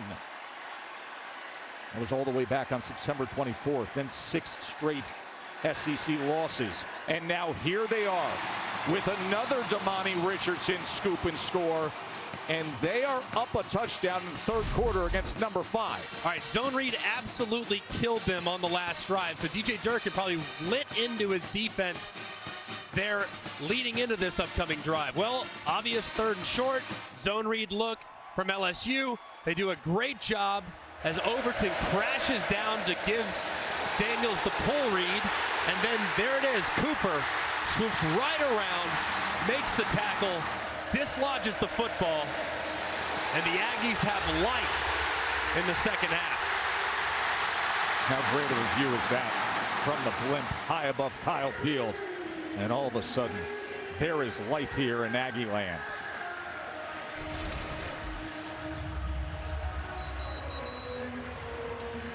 And how cool on a team full of freshmen and sophomores that a senior gets the scoop and score touchdown here in his final game in College Station. Remember, DJ Durkin turned to us just yesterday, Greg. He said it would be easy for a guy like Damani Richardson, a veteran like him, to get frustrated in a season like this.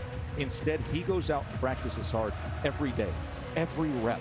That his mentality is just infectious. And he went so far as to say, listen, you don't see a lot of that nowadays in this sport, but you see it every day with Richardson. He got the payoff there. And he did it earlier this year, too. Last time they won an SEC game. 1st and goal. KJ's going to run it again. Diving, fumbles the ball! Fumbles the ball, and Chappelle's got it! Tyreek Chappelle in the right spot as he hands it off to Richardson. Here he goes! Wow! Can you believe this? Touchdown in the most unexpected way possible. Well, if Joe Tess is on the call for an Aggie game, I guess it's going to result in a Damani Richardson touchdown, as he is the recipient of the scoop and score there as Cooper dislodged the ball. Just An incredible sequence there in the Arkansas game that completely flipped that game on its head. All the momentum on the side of the Razorbacks prior to that play, and when Richardson took it to the house, Aggies were the better team the rest of the way. As Sam Matthews, a special teamer who is down and being tended to by the trainers, will take a short break. Aggies by 7. Then outstanding post-game coverage with Laura Rutledge and Tim Tebow, Roman Harper in the gang from Atlanta. It's next week on the SEC Network all day long. Here's Daniels, as he was late in getting it to Emery, but did make the most of it for the completion. So this on the heels of the scoop and score from Texas A&M, and there's an energy in this stadium that has. I'll tell you this too. It's been pretty impressive so far to see the energy that you referenced, Tess. I mean, it is.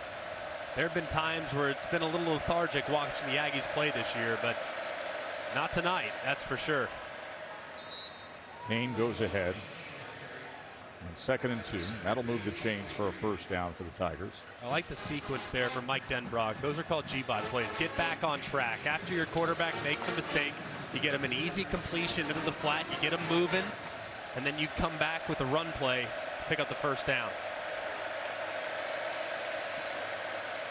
Kane again as he tries to cut back and does so, gets beyond the 40-yard line.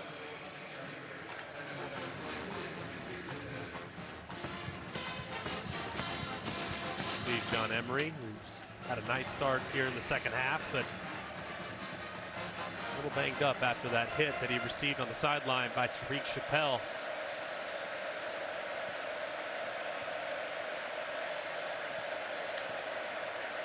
Daniels on 2nd and 5 and gets it complete to Neighbors, and it's another LSU first down. Final night of the regular season in the SEC. Shoe is off for Neighbors, so he's going to have to trot off for a moment. Man, they Still have so much to be decided when you look at the national picture. I'm sure USC fans, Ohio State fans, right. They're sitting there saying, yeah, we're A&M fans tonight. It is a small world in college football here these final couple weeks.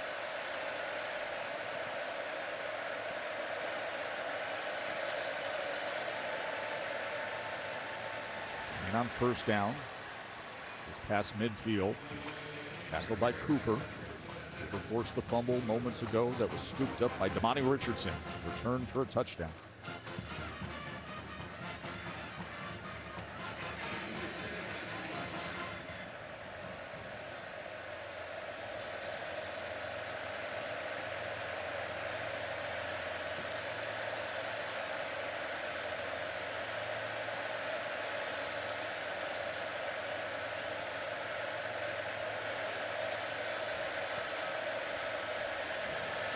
Shallow cross to Lacey, and he is met right at that line to gain.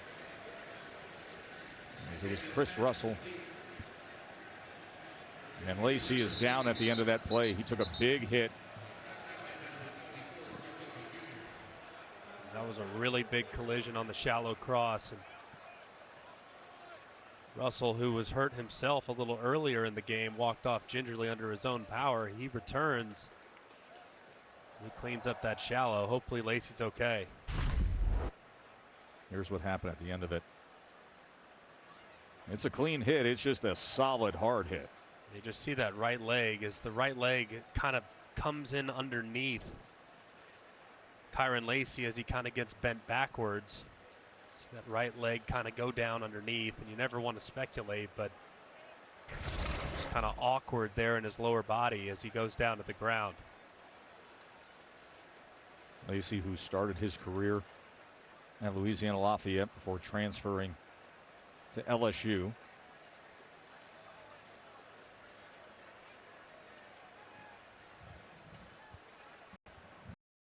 That he has great pride in. Yeah, and that was something that was a little bit up in the air early in the season, right? I mean, when you're a new staff and you have a bunch of new faces and they're trying to learn how to trust you and you're trying to learn how to trust them, I mean, it's a series of give and take, and I think Brian Kelly's done a masterful job of reaching every individual player. And really bringing out the most in them as the season's gone along. Kane straight ahead as he gets to the 37-yard line.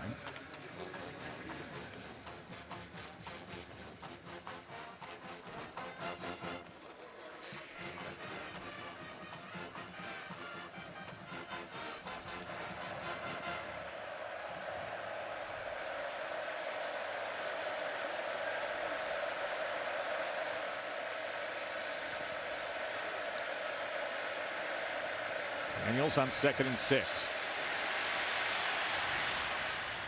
He's trying to sidearm it to Kane. There's very little chance with the coverage Chris Russell had on him. So it'll be 3rd down for Brian Kelly's offense.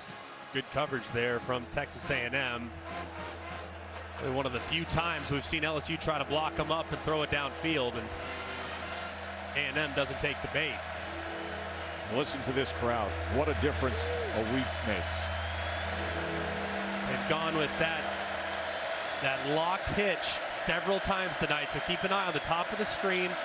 Against that press coverage, they've had one-on-one several times and have taken advantage of it. 3rd down and 6. Edge pressure. They pick it up. Daniels. He's going to try to run it himself, and he gets it. Those fleet feet of Jaden Daniels. A flag is down back at the 38-yard line, so we will check on that.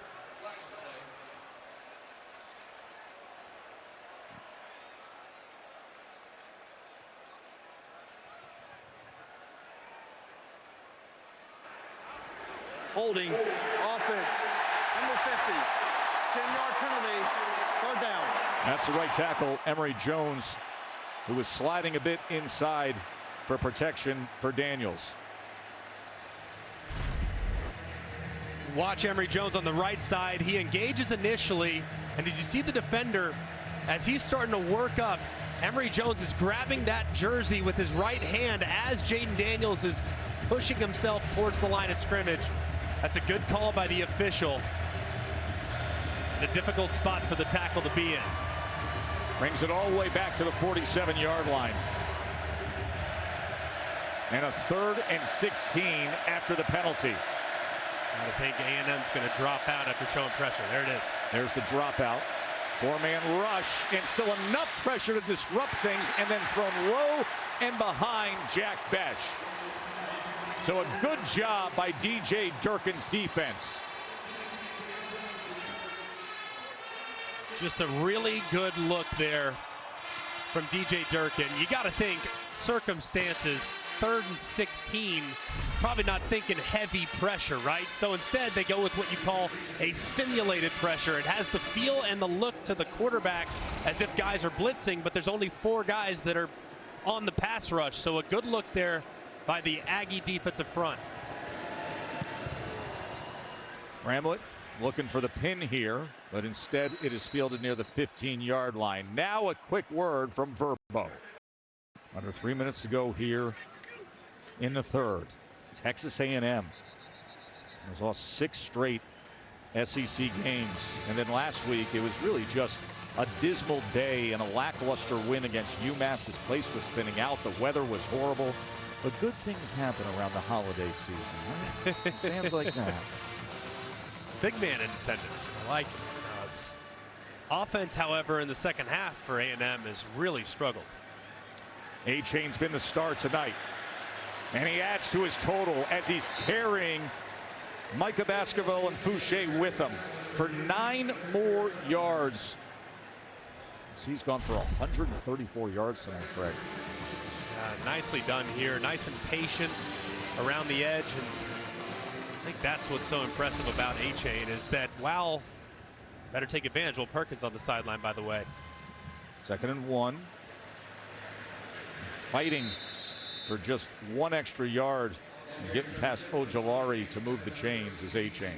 Well, what's so phenomenal about A-Chain, though, what I was saying a second ago, is he's going off to the sideline. Clearly not 100% coming into tonight, but doing the best he can to be as available as humanly possible for his team. But he's got great speed. And I think natural tendency when you're a speedster is to go full speed all the time. His patience is what's most phenomenal about how he runs the football, and it's been on display time and time again tonight. Hopefully he'll be okay and he'll get back in the ball game. No other A&M running back has had a carry tonight. Amari Daniels will change that. Good stiff arm and then a burst of speed. So Daniels picks up where A-Chain left off as he gave that stiff arm to B.J. Ojulari. 11 yards for Daniels. And a good job feeling the collapse on the backside, and good job by Daniels cutting back. Put a nice stiff arm on Ojulari and picking up a nice gain. Can't imagine A&M abandons the run right now. They're running it well for the first time this half. Offensive line is playing great. Running backs playing spirited. As Daniels goes ahead out to the 41-yard line. And remember, they have been missing key pieces on this offensive line. Bryce Foster, who's a big NFL prospect in the middle, the center, he's been out for the year. 2 starters earlier this year at left guard, out injured. Down to the true freshman Dewberry, who's got a bright future. And now this gets into the hands of Evan Stewart. So Connor Wigman, freshman to freshman, connecting with Stewart. First down, Texas A&M. Man, Stewart was quick on this slant route. I mean, very, very quick. Wigman almost threw it behind him to the point. Watch how quickly he breaks that slant.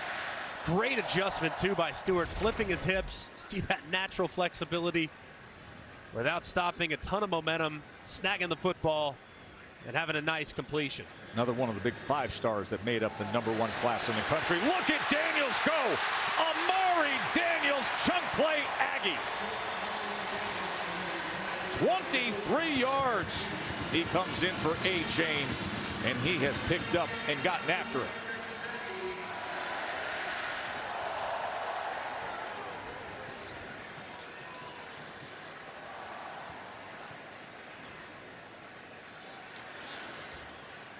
As he fights for 2 yards there. Things changed in this third quarter. Damani Richardson had the big swing play. We are headed to the fourth quarter. And here at Kyle Field, it has been competitive all night. And the #5 team in the country, a week away from playing for the SEC championship, is down a touchdown to A&M. We're here at the home of the 12th man, Kyle Field, and you're watching the SEC on ESPN. Joe Tessitore, Greg McElroy, Katie George with you. And what has been the most unexpected regular seasons for these two teams, A&M and LSU, and now an unexpected score to start the fourth quarter. Upset-minded Aggies up a touchdown on #5. And how about more? Moose Muhammad, one-hander, my oh my!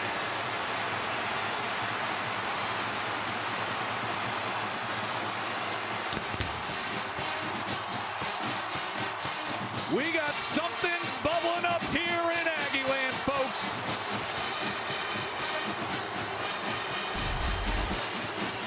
How about this catch? I mean, it's pretty well covered for the most part by Ryan. Over the top, you have Brooks. And Muhammad just reels it in with one arm. Unbelievable catch.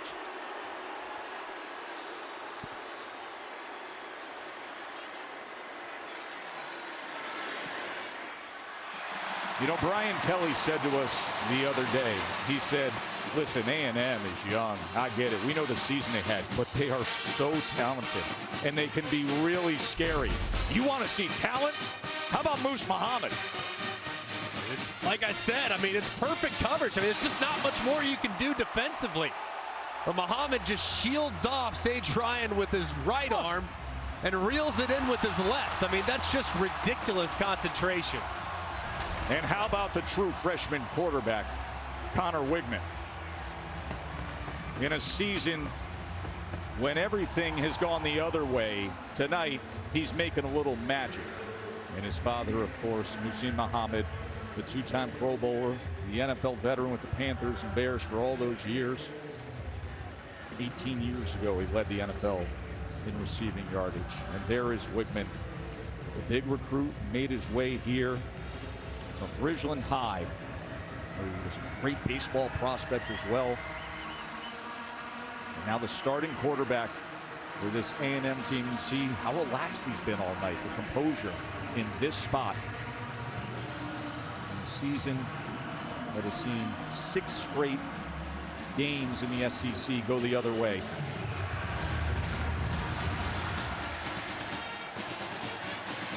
Katie. You know, Tess, Jimbo Fisher said you don't exactly know how a guy will be received until he's been in the heat of battle. Fisher says Wigman's unwavering confidence through some success and some failure thus far has really been contagious. He also said Wigman is constantly encouraging others. He can bring out the best of those around him. Fisher says that aspect of the job comes very naturally to Wigman, which is really exciting as you look to the future here. Yeah, he's been fun to watch. I mean, I've loved the plan tonight, too. I mean, everything in the first half manageable, get the ball out of his hands. You get a young guy like him, confident in the plan. You see the ball going into receivers' hands. He's going to play better and better and better as the game goes along. He has made the nicest throw of the night down the left sideline for a touchdown. John Emery wrapped up at the line of scrimmage, and now you see everyone firing off. Isaiah Riggs with the tackle. The starter earlier this year. We've seen limited time lately, and he comes up with the tackle here. Massive opportunity here for Jaden Daniels. This place is about to erupt. He can quiet them down with the first down here for the Tigers.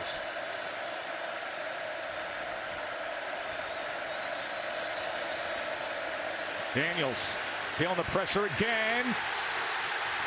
And taken down. They swarmed him. And it was Walter Nolan, the 5-star true freshman, finally getting to Jaden Daniels. The first sack of the night for the Aggies. But watch how they use the quarterback spy. The left side, you see Overton doesn't drop. He buys the tackle, and then he converges immediately and forces Jaden Daniels to stay up inside where his teammates are. Excellent job by using the quarterback spy. And now LSU way behind the sticks. 3rd and 15. 3-man rush. They drop 8. Daniels still looking for anything. On 3rd and 15. Flag is down as Daniels is chopped down. He took that hit to the leg. Just a little slow to get up as Tyreek Chappelle went low and cut him down.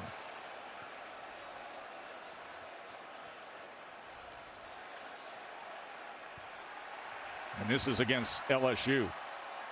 And Daniels is now on his back.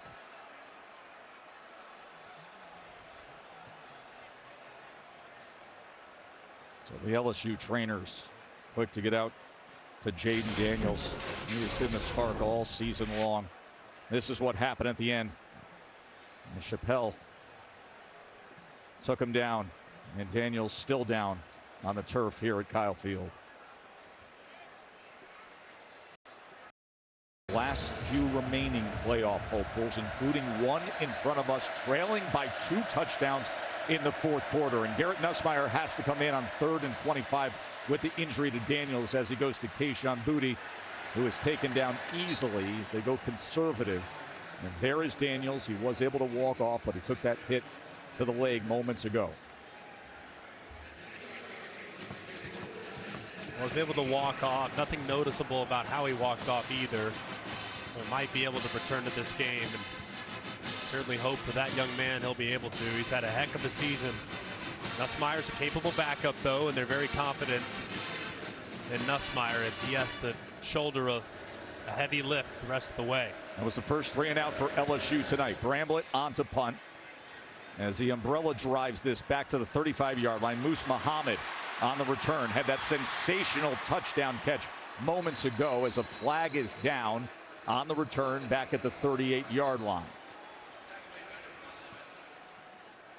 Now, Matt gave us the USC update. USC fans, Ohio State fans, and say, hey, Texas A&M could do the job this week, not next week with Georgia. Only 6 teams, really, if you think about it, still alive in the playoff hunt. LSU's one of them for now. But a 3rd loss, that would put them on the outside. During the return, personal foul, illegal blindside block, receiving team, number 40. 15-yard penalty from the spot of the foul. First down. Just the second penalty on A&M tonight. They have the ball, up 2 touchdowns on the 5th-ranked team in the country.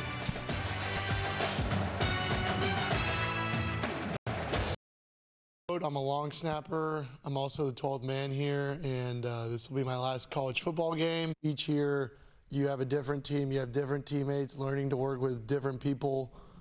I feel like that also will help you and prepare you for later on in life. Oh, man, I'm going to miss the guys. That's, you know, the game's great, the moments are great, but I'm going to miss the guys mainly. The sport has given me so much, so many great friends, so many great memories that I'll have forever.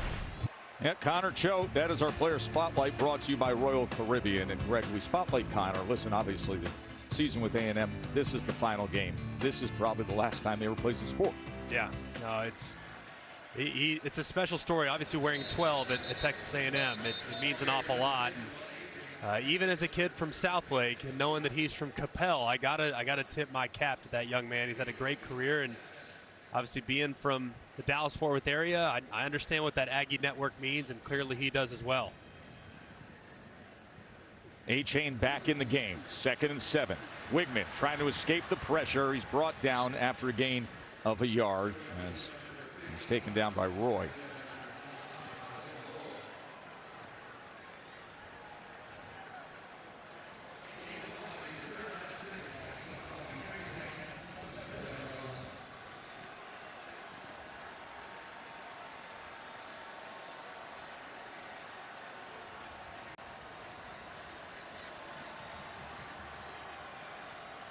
They're down in 6 for Wigman and the Aggies.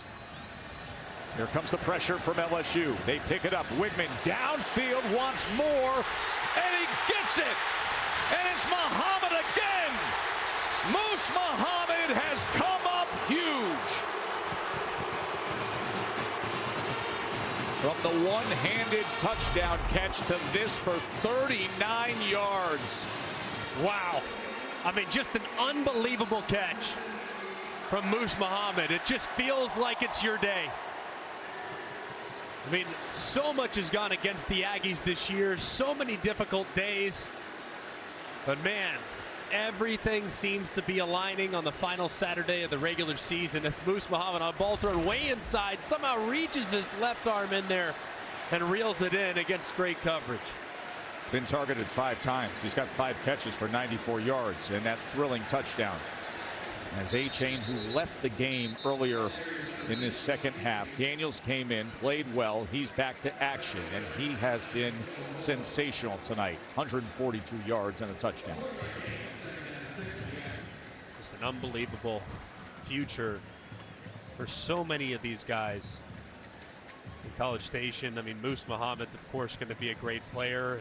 Already is a great player. Evan Stewart, though, great to have him back in the mix here in the final game of his freshman year. But Devon A-Chain, of course, might be playing his final game here in College Station, but my goodness, has he been special tonight.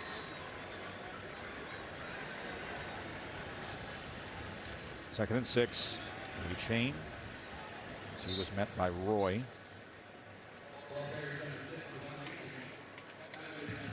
Third and short.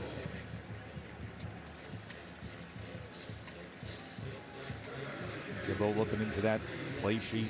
There's so much criticism of the offense this year. He says, listen, it's easy to sit back and say what we should do, but got a young team, got injuries. Not easy to be creative when you got young players who aren't quite ready for it. Now tonight, some of those younger players are showing perhaps they are ready for it.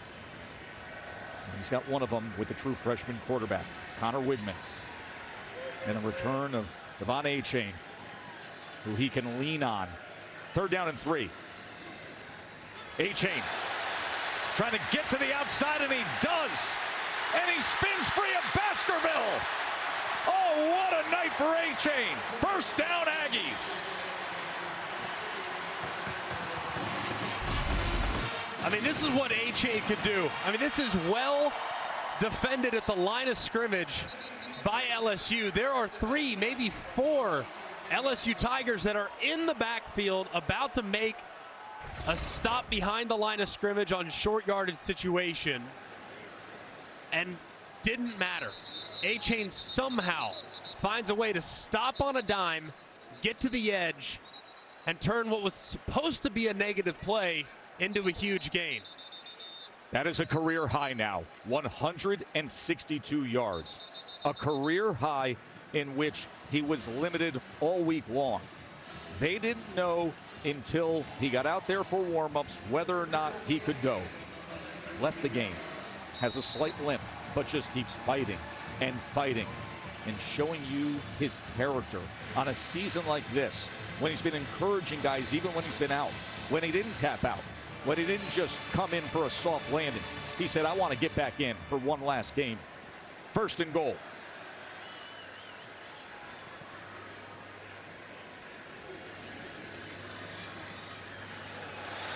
On reverse field here, just fights to get back to the line of scrimmage. 8.5 minutes to play. What a difference A-Chain makes too. On defense, if you have one great player, you call him an eraser, right? Even if everybody else messes up, if he makes a play, you're still in good shape. Well, he's kind of A&M's version of an eraser on offense. Even if everybody on the offensive line completely whiffs on their blocks, if the passing game's not going, doesn't matter. He can make you miss and create big plays. And that puts a lot of fear in opposing defensive coordinators. You can just see what a difference he makes here in his first game available in quite a while. And remember, Aniyah Smith is out for the season. They lost him in the Arkansas game. The other guy who would be the other next reliable, game-changing kind of player on the Aggies. They've been doing it without Smith. It's been all A-Chain all night. Little bit of magic in the air here in College Station.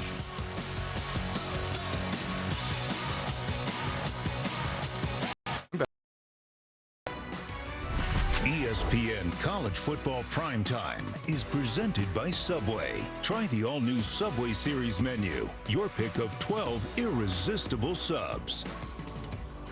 Moose Muhammad has had 2 incredible catches in this fourth quarter.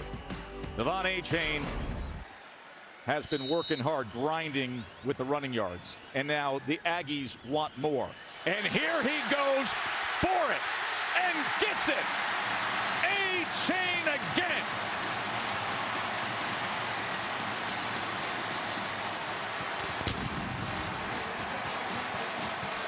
And now that hole that LSU is in is a crater.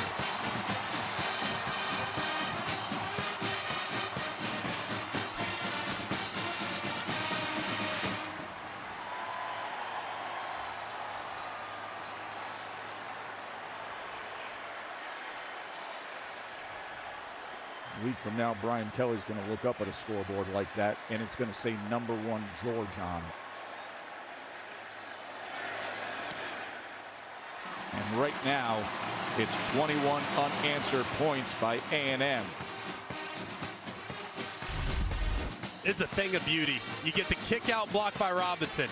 You get the loop block there by Green, and then you get Crown over blocking the perimeter. Just beautifully executed. 3 hats on a hat. You get to the outside with A-Chain, and he finds the front corner of the end zone for another Aggie touchdown. Just excellent execution there in the run game for the Aggies.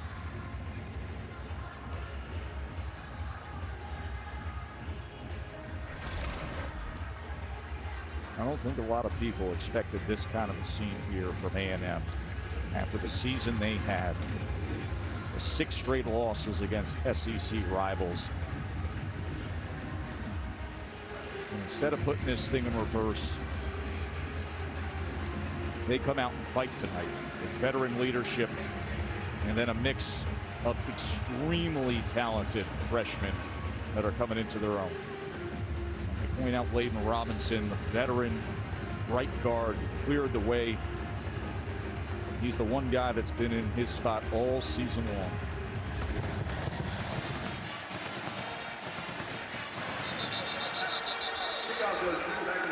You know, I was struck by the selflessness of older veteran guys I spoke to this week, guys. The focus this evening, of course, was on winning. but it was deeper than that. There was a desire to play well for the group that's moving forward. Give them something positive to build off of. And on a night when you think of seniors, you think of older guys, it was the seniors who were concerned about the younger guys and setting them up for success down the road. I know from the outside it looks like Texas A&M has some issues to work through, but internally this group is still playing for one another, and I just found that very striking to us. No doubt about it, Katie, and it has manifested itself on the scoreboard. Jaden Daniels able to get away for a moment and then turn on the speed and slide down near midfield. And prior to that play, you had the scoop and score by A&M. Greg, you immediately said that's a game-changing kind of play when Richardson returns it for the touchdown. And prior to that play, you just saw LSU had run 21 plays for 12 yards. It was tied at 17, and Richardson returns it for the touchdown. Changed the game completely. Changed the energy. Noah Kane on the reception. Let's go to Matt Berry in the studio. 14. Heisman year, the kind of year where you figure the late happenings, things that happen this week and next week, will define it. Neighbors with the reception for 18 yards. Kind of a nondescript Heisman year up until we get to these finishing strides. Daniels quickly gets it to Mason Taylor. LSU desperately trying to come down the field. Under 7 minutes to play. The thought of having a 3-loss team in the SEC championship game. It's happened 9 times. Florida in 2016, most recent.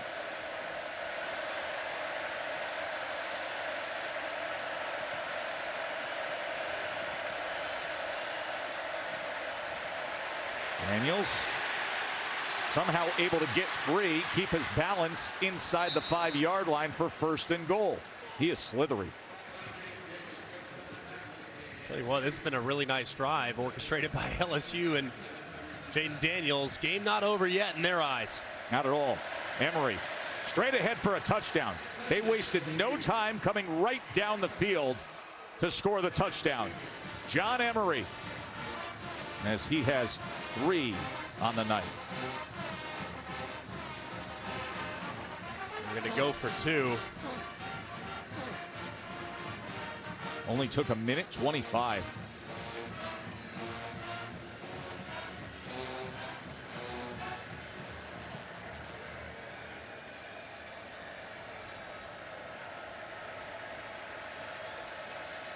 We'll move it to the left middle. That's what BK is saying. Mike Kelly a little frustrated there.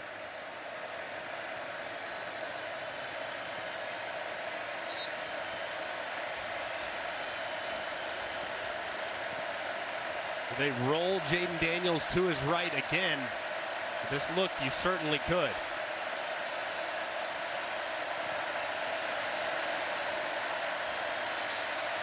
Daniels, 2-point try. He's trying to get rid of it right at the end, and then he was taken down as Overton and that front got to him. You can see him in pain like he was moments ago, now clutching his helmet. They will check on Jaden Daniels, their star quarterback. He's reaching for his right leg, writhing in pain.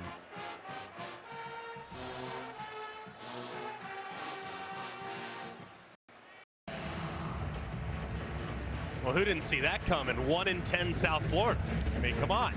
LSU kicks away here with under 6.5 to play. So next Sunday, we find out. We will hear the college football playoff matchups in the Fiesta and Peach Bowl. It'll be New Year's Eve when we get those national semis.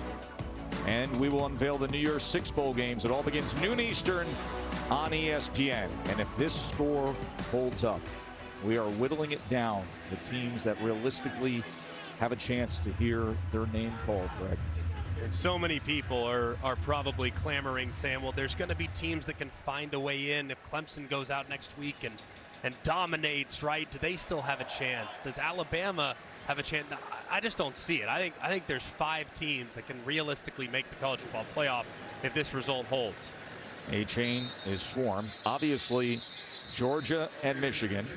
TCU, who's going to play for the Big 12 championship. USC, who's doing their thing, they're going to play for the Pac-12 championship. You're going to have now the one-loss Ohio State team. Right. And this LSU team, say what you want, but if they got to the big one with just the 2 losses, then knocked out the heavyweight champions of the world, Georgia, they probably would have been in. Yeah, with 3 2 losses for sure. Yeah, 3 losses, absolutely not. But 2 losses without question. And it's not totally out of the realm of possibility tonight they can come back and make it interesting. It's just highly unlikely. I just think that right now, this has been such an odd year. I mean, it really has. It's been a very odd year as it relates to the college football playoff. Even the best team in Georgia, I think we all unequivocally believe that Georgia's the best team. No doubt. They looked very human at times against Missouri, and they're in that kind of midway point of the season where they just didn't play great football. So every team at times has looked great. Every team at times has looked subpar. The teams that have survived the test of time are the ones that are going to be represented. We know what Georgia's great looks like. Yes. And it is very, very much great. We also know that Michigan can play a style of football that wins on the big stage with defense, with running the ball, and physicality. Chain continues to get the workload here under 5 minutes to go.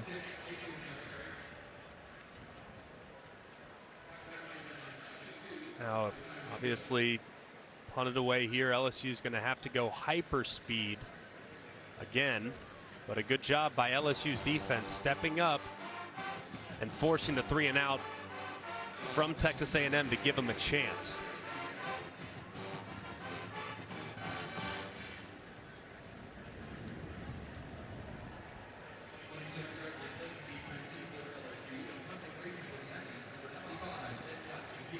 Constantino on to punt.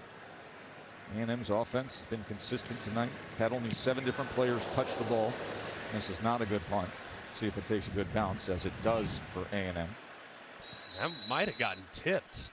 Looked like it did, just based on the flight pattern. Yeah, I mean, there was a rusher in there for LSU. It was back very quickly. Last time we saw it, let's take a look. No, not quite. Just didn't hit it great. Must have felt the pressure and the presence there from the LSU special teams unit. But last time we saw Jaden Daniels, he was writhing in pain on the ground, and now he's back, thank goodness, with that right ankle taped up. See if it affects his mobility here in the pivotal drive. 4 minutes to go. Can Daniels spark something late? Goes underneath to Noah Kane. That's a first down as he continues carrying the defender right to midfield.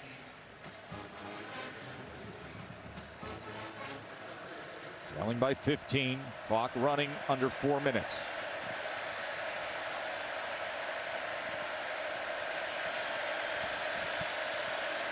Three-man rush against Daniels. Incomplete. Flag is down as he was trying to connect with Mason Taylor. Might get a hold here on Texas A&M. Chappelle had what appeared to be a strong grasp of Mason Taylor. Prior to the pass, holding defense number 7. 10-yard penalty, first down.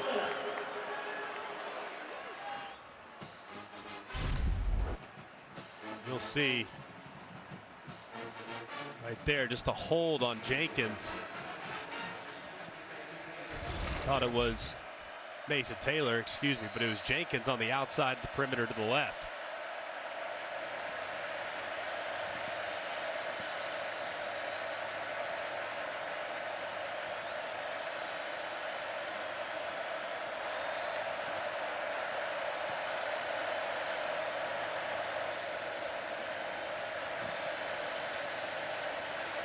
Daniels gonna tuck and run as he was taken down by Bryce Anderson. He's doing that after getting banged up just minutes ago. He had to tape up that right ankle. 2nd and 2. Daniels going to launch it downfield, and it's out of bounds and well beyond Taylor, and a flag is down at the 15-yard line. Might get another hold on A&M.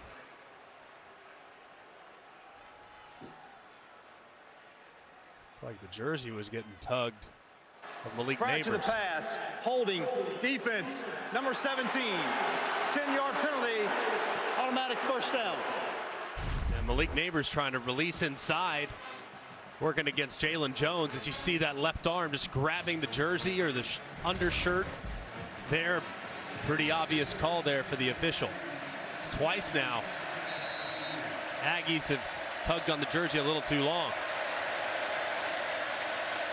First down, LSU at the 22. He's trying to get Emery out of the backfield.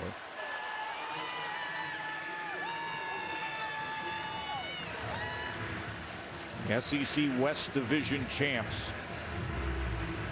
A week from now, they've got to go up against #1 Georgia. They were still alive for the playoff coming into the night. Can they rally late and maintain that status, or will we have a 3-loss team playing for the SEC championship?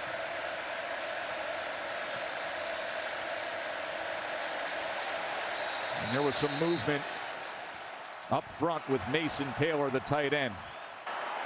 False start, offense, number 86, 5-yard penalty, second down.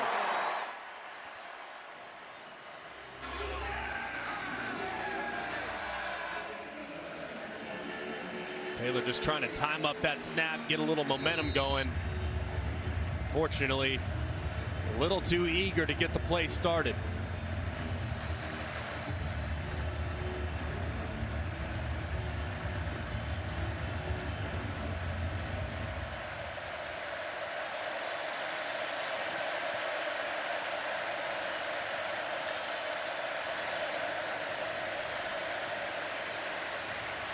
Daniels could not connect with Neighbors there. The 3rd and 15.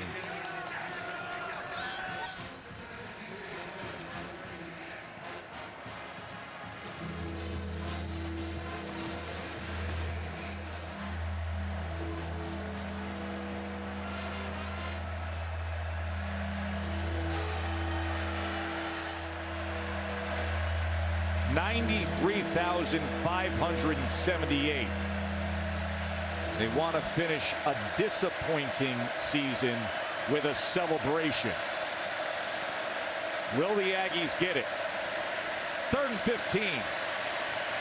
Daniels drives the ball inside the 10, but it's incomplete. Looking for Brian Thomas. No penalty flag. 4th down is coming.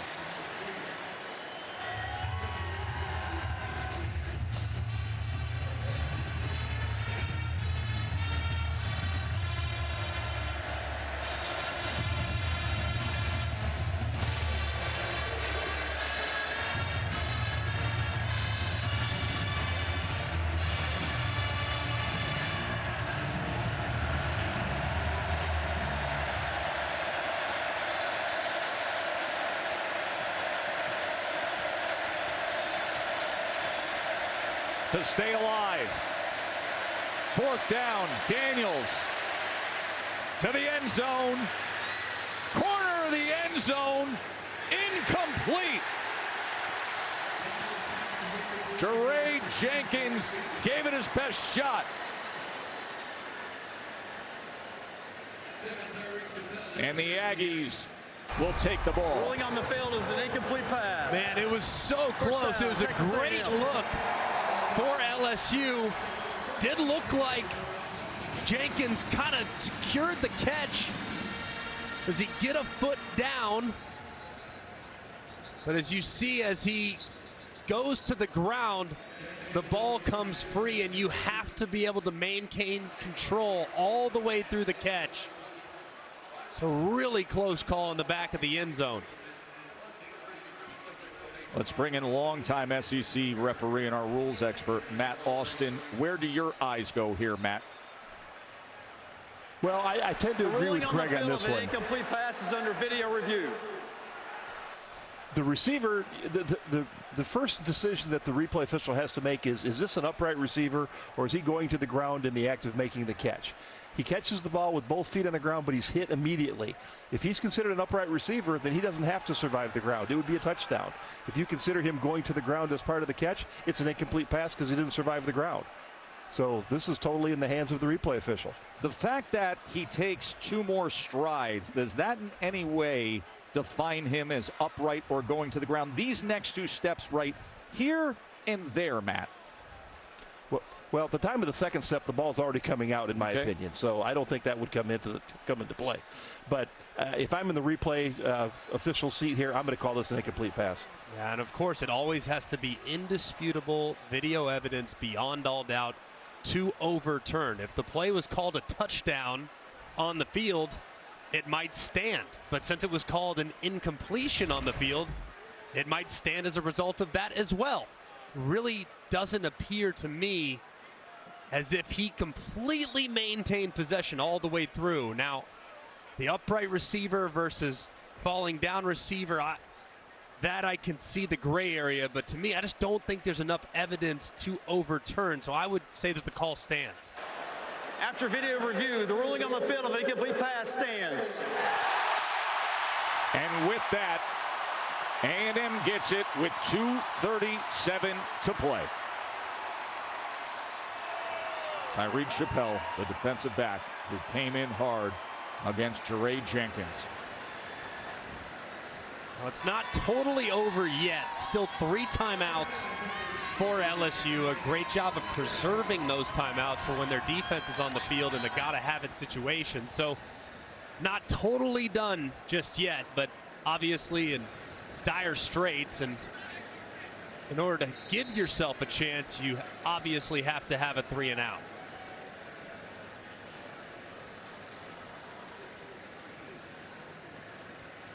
A-Chain. He will get fed the rock plenty here down the stretch with a 15-point lead. And a timeout is used by LSU. Look at that scene high above Kyle Field as aerial coverage provided by Goodyear. Celebrating the challenge of road games everywhere. Are you ready for the road? Goodyear, more driven. Great scene here at Kyle Field. Great day here for us here at College Station because we got to watch ball all day. Right. And we just sat back, watched ball, hanging out at the hotel, and then you come and you get this unexpected outcome. Yeah. Well, I think the final week, though, it's almost as if you kind of start fresh in that final week, especially for the teams that you know aren't going to be playing in a bowl game. This is their opportunity to finish the season on a high note. So it really shouldn't be that surprising that so many teams have played well in desperate situations. A&M in one of those situations. Missouri yesterday victorious against Arkansas to punch their ticket to the postseason. There's been several teams that have really saved their best for last, even though the year up to this point has been very disappointing. And then, of course, the other thing with A&M is just look at the roster.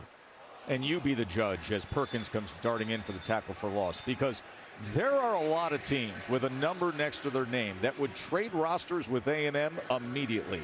They are as loaded with talent, especially young talent, as any program is. No, without question. And in a normal circumstance, right, A&M would be one of those teams like, all right, hey, they're poised for a huge leap in 2023.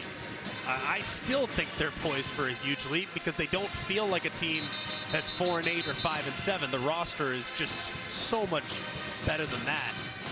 But now in the modern day, talent retention is as difficult as talent accumulation, right? So getting guys here in the recruiting class is one thing. Keeping guys is now an additional layer of difficulty. So I think that A&M, if they can keep everybody here that played significant snaps down the stretch, they'll be back ranked in the top 10, top 15 next year, and will likely be a legitimate contender in 2024 and beyond. 3rd and 8. One timeout remains for LSU. A-Chain on 3rd and 8 gets it and adds more. Just a spectacular night for A-Chain. He has 201 yards. We didn't know if he was going to play. Meanwhile, he is one of the best games running the ball in the SEC this year. Just a phenomenal performance, taking him over 200 now on the night, and he deserves it. I mean, to come back, so many people would say, why? Why would you come back? Why would you put yourself at risk? He just didn't like the taste that this season provided this team, and felt like if he could contribute towards finishing on a really positive note, that would give them great momentum heading into next year. So hats off to him. Just a tremendous performance. Let's go to the studio, check in with Matt.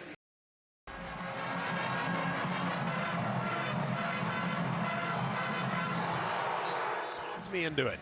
Yeah. Talked me into it. Tell me the Pac-12 championship game berth is potentially on the line. Yeah, I'm in.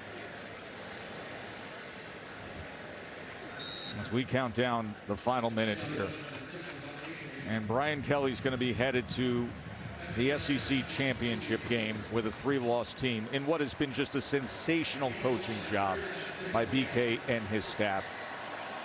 But tonight is about Jimbo and this staff and these kids who made a decision to push. We visited with Jimbo Fisher the other day, and as dismal of a year as it's been, with all the criticism, with all the injuries, with all the issues, he said that hasn't been this week.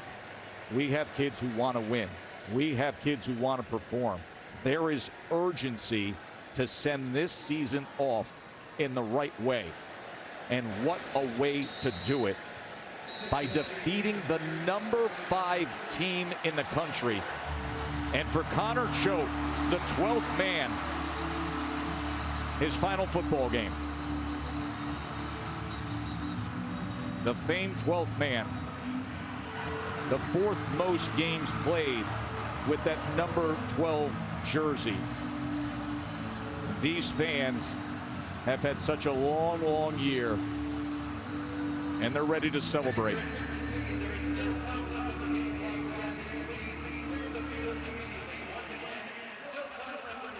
Still 17 seconds left. And crowd control obviously a concern.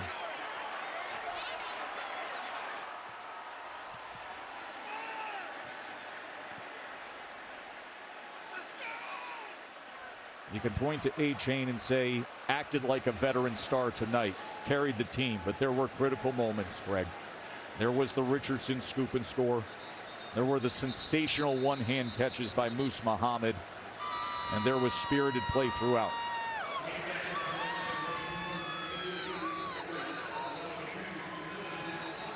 Really terrific performance from Texas A&M, but will they be able to cap it off here with a 4th and 1 conversion, or will their defense finish the game on the field? Trying to figure out exactly what just went down. It felt like it was over and it was pandemonium, and then all of a sudden everyone rushing the field stopped in their tracks. Half the LSU team had to come out of the locker room.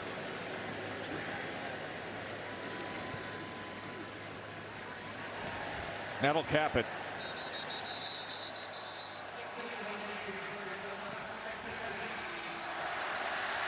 Unexpected seasons for both teams.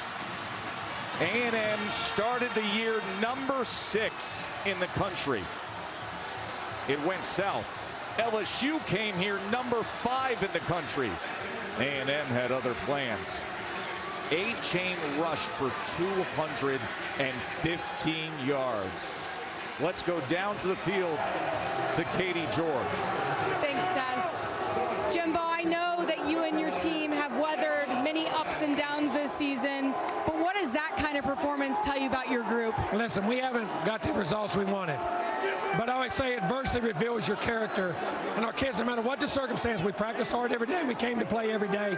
And there's a lot of character here. I'm happy for those seniors to send them out right. And for the future, what we can do, hopefully we can now understand and get the results we want. But there's a lot of character in these kids. I don't think many people would have blinked if Devon A-Chain did not participate tonight. What does it say about him that he wanted to lead this group in the way that he did? Let me add, that's Devon. Devon is the ultimate competitor, the ultimate team guy, and all of our kids on our team are, but Devon is special. And like I said, everybody from the outside kept saying, what do you got to play for? What about the kids inside were together the whole time. Congratulations on finishing on a high note. Thank you. Yep, the ultimate team guy acted like it. And now we got a big celebration here at Kyle Field. Number 5 LSU is upset 38-23. Washington State is next. For Katie and Greg, I'm Joe Tessitore. Enjoy the rest of your night. Good night from College Station.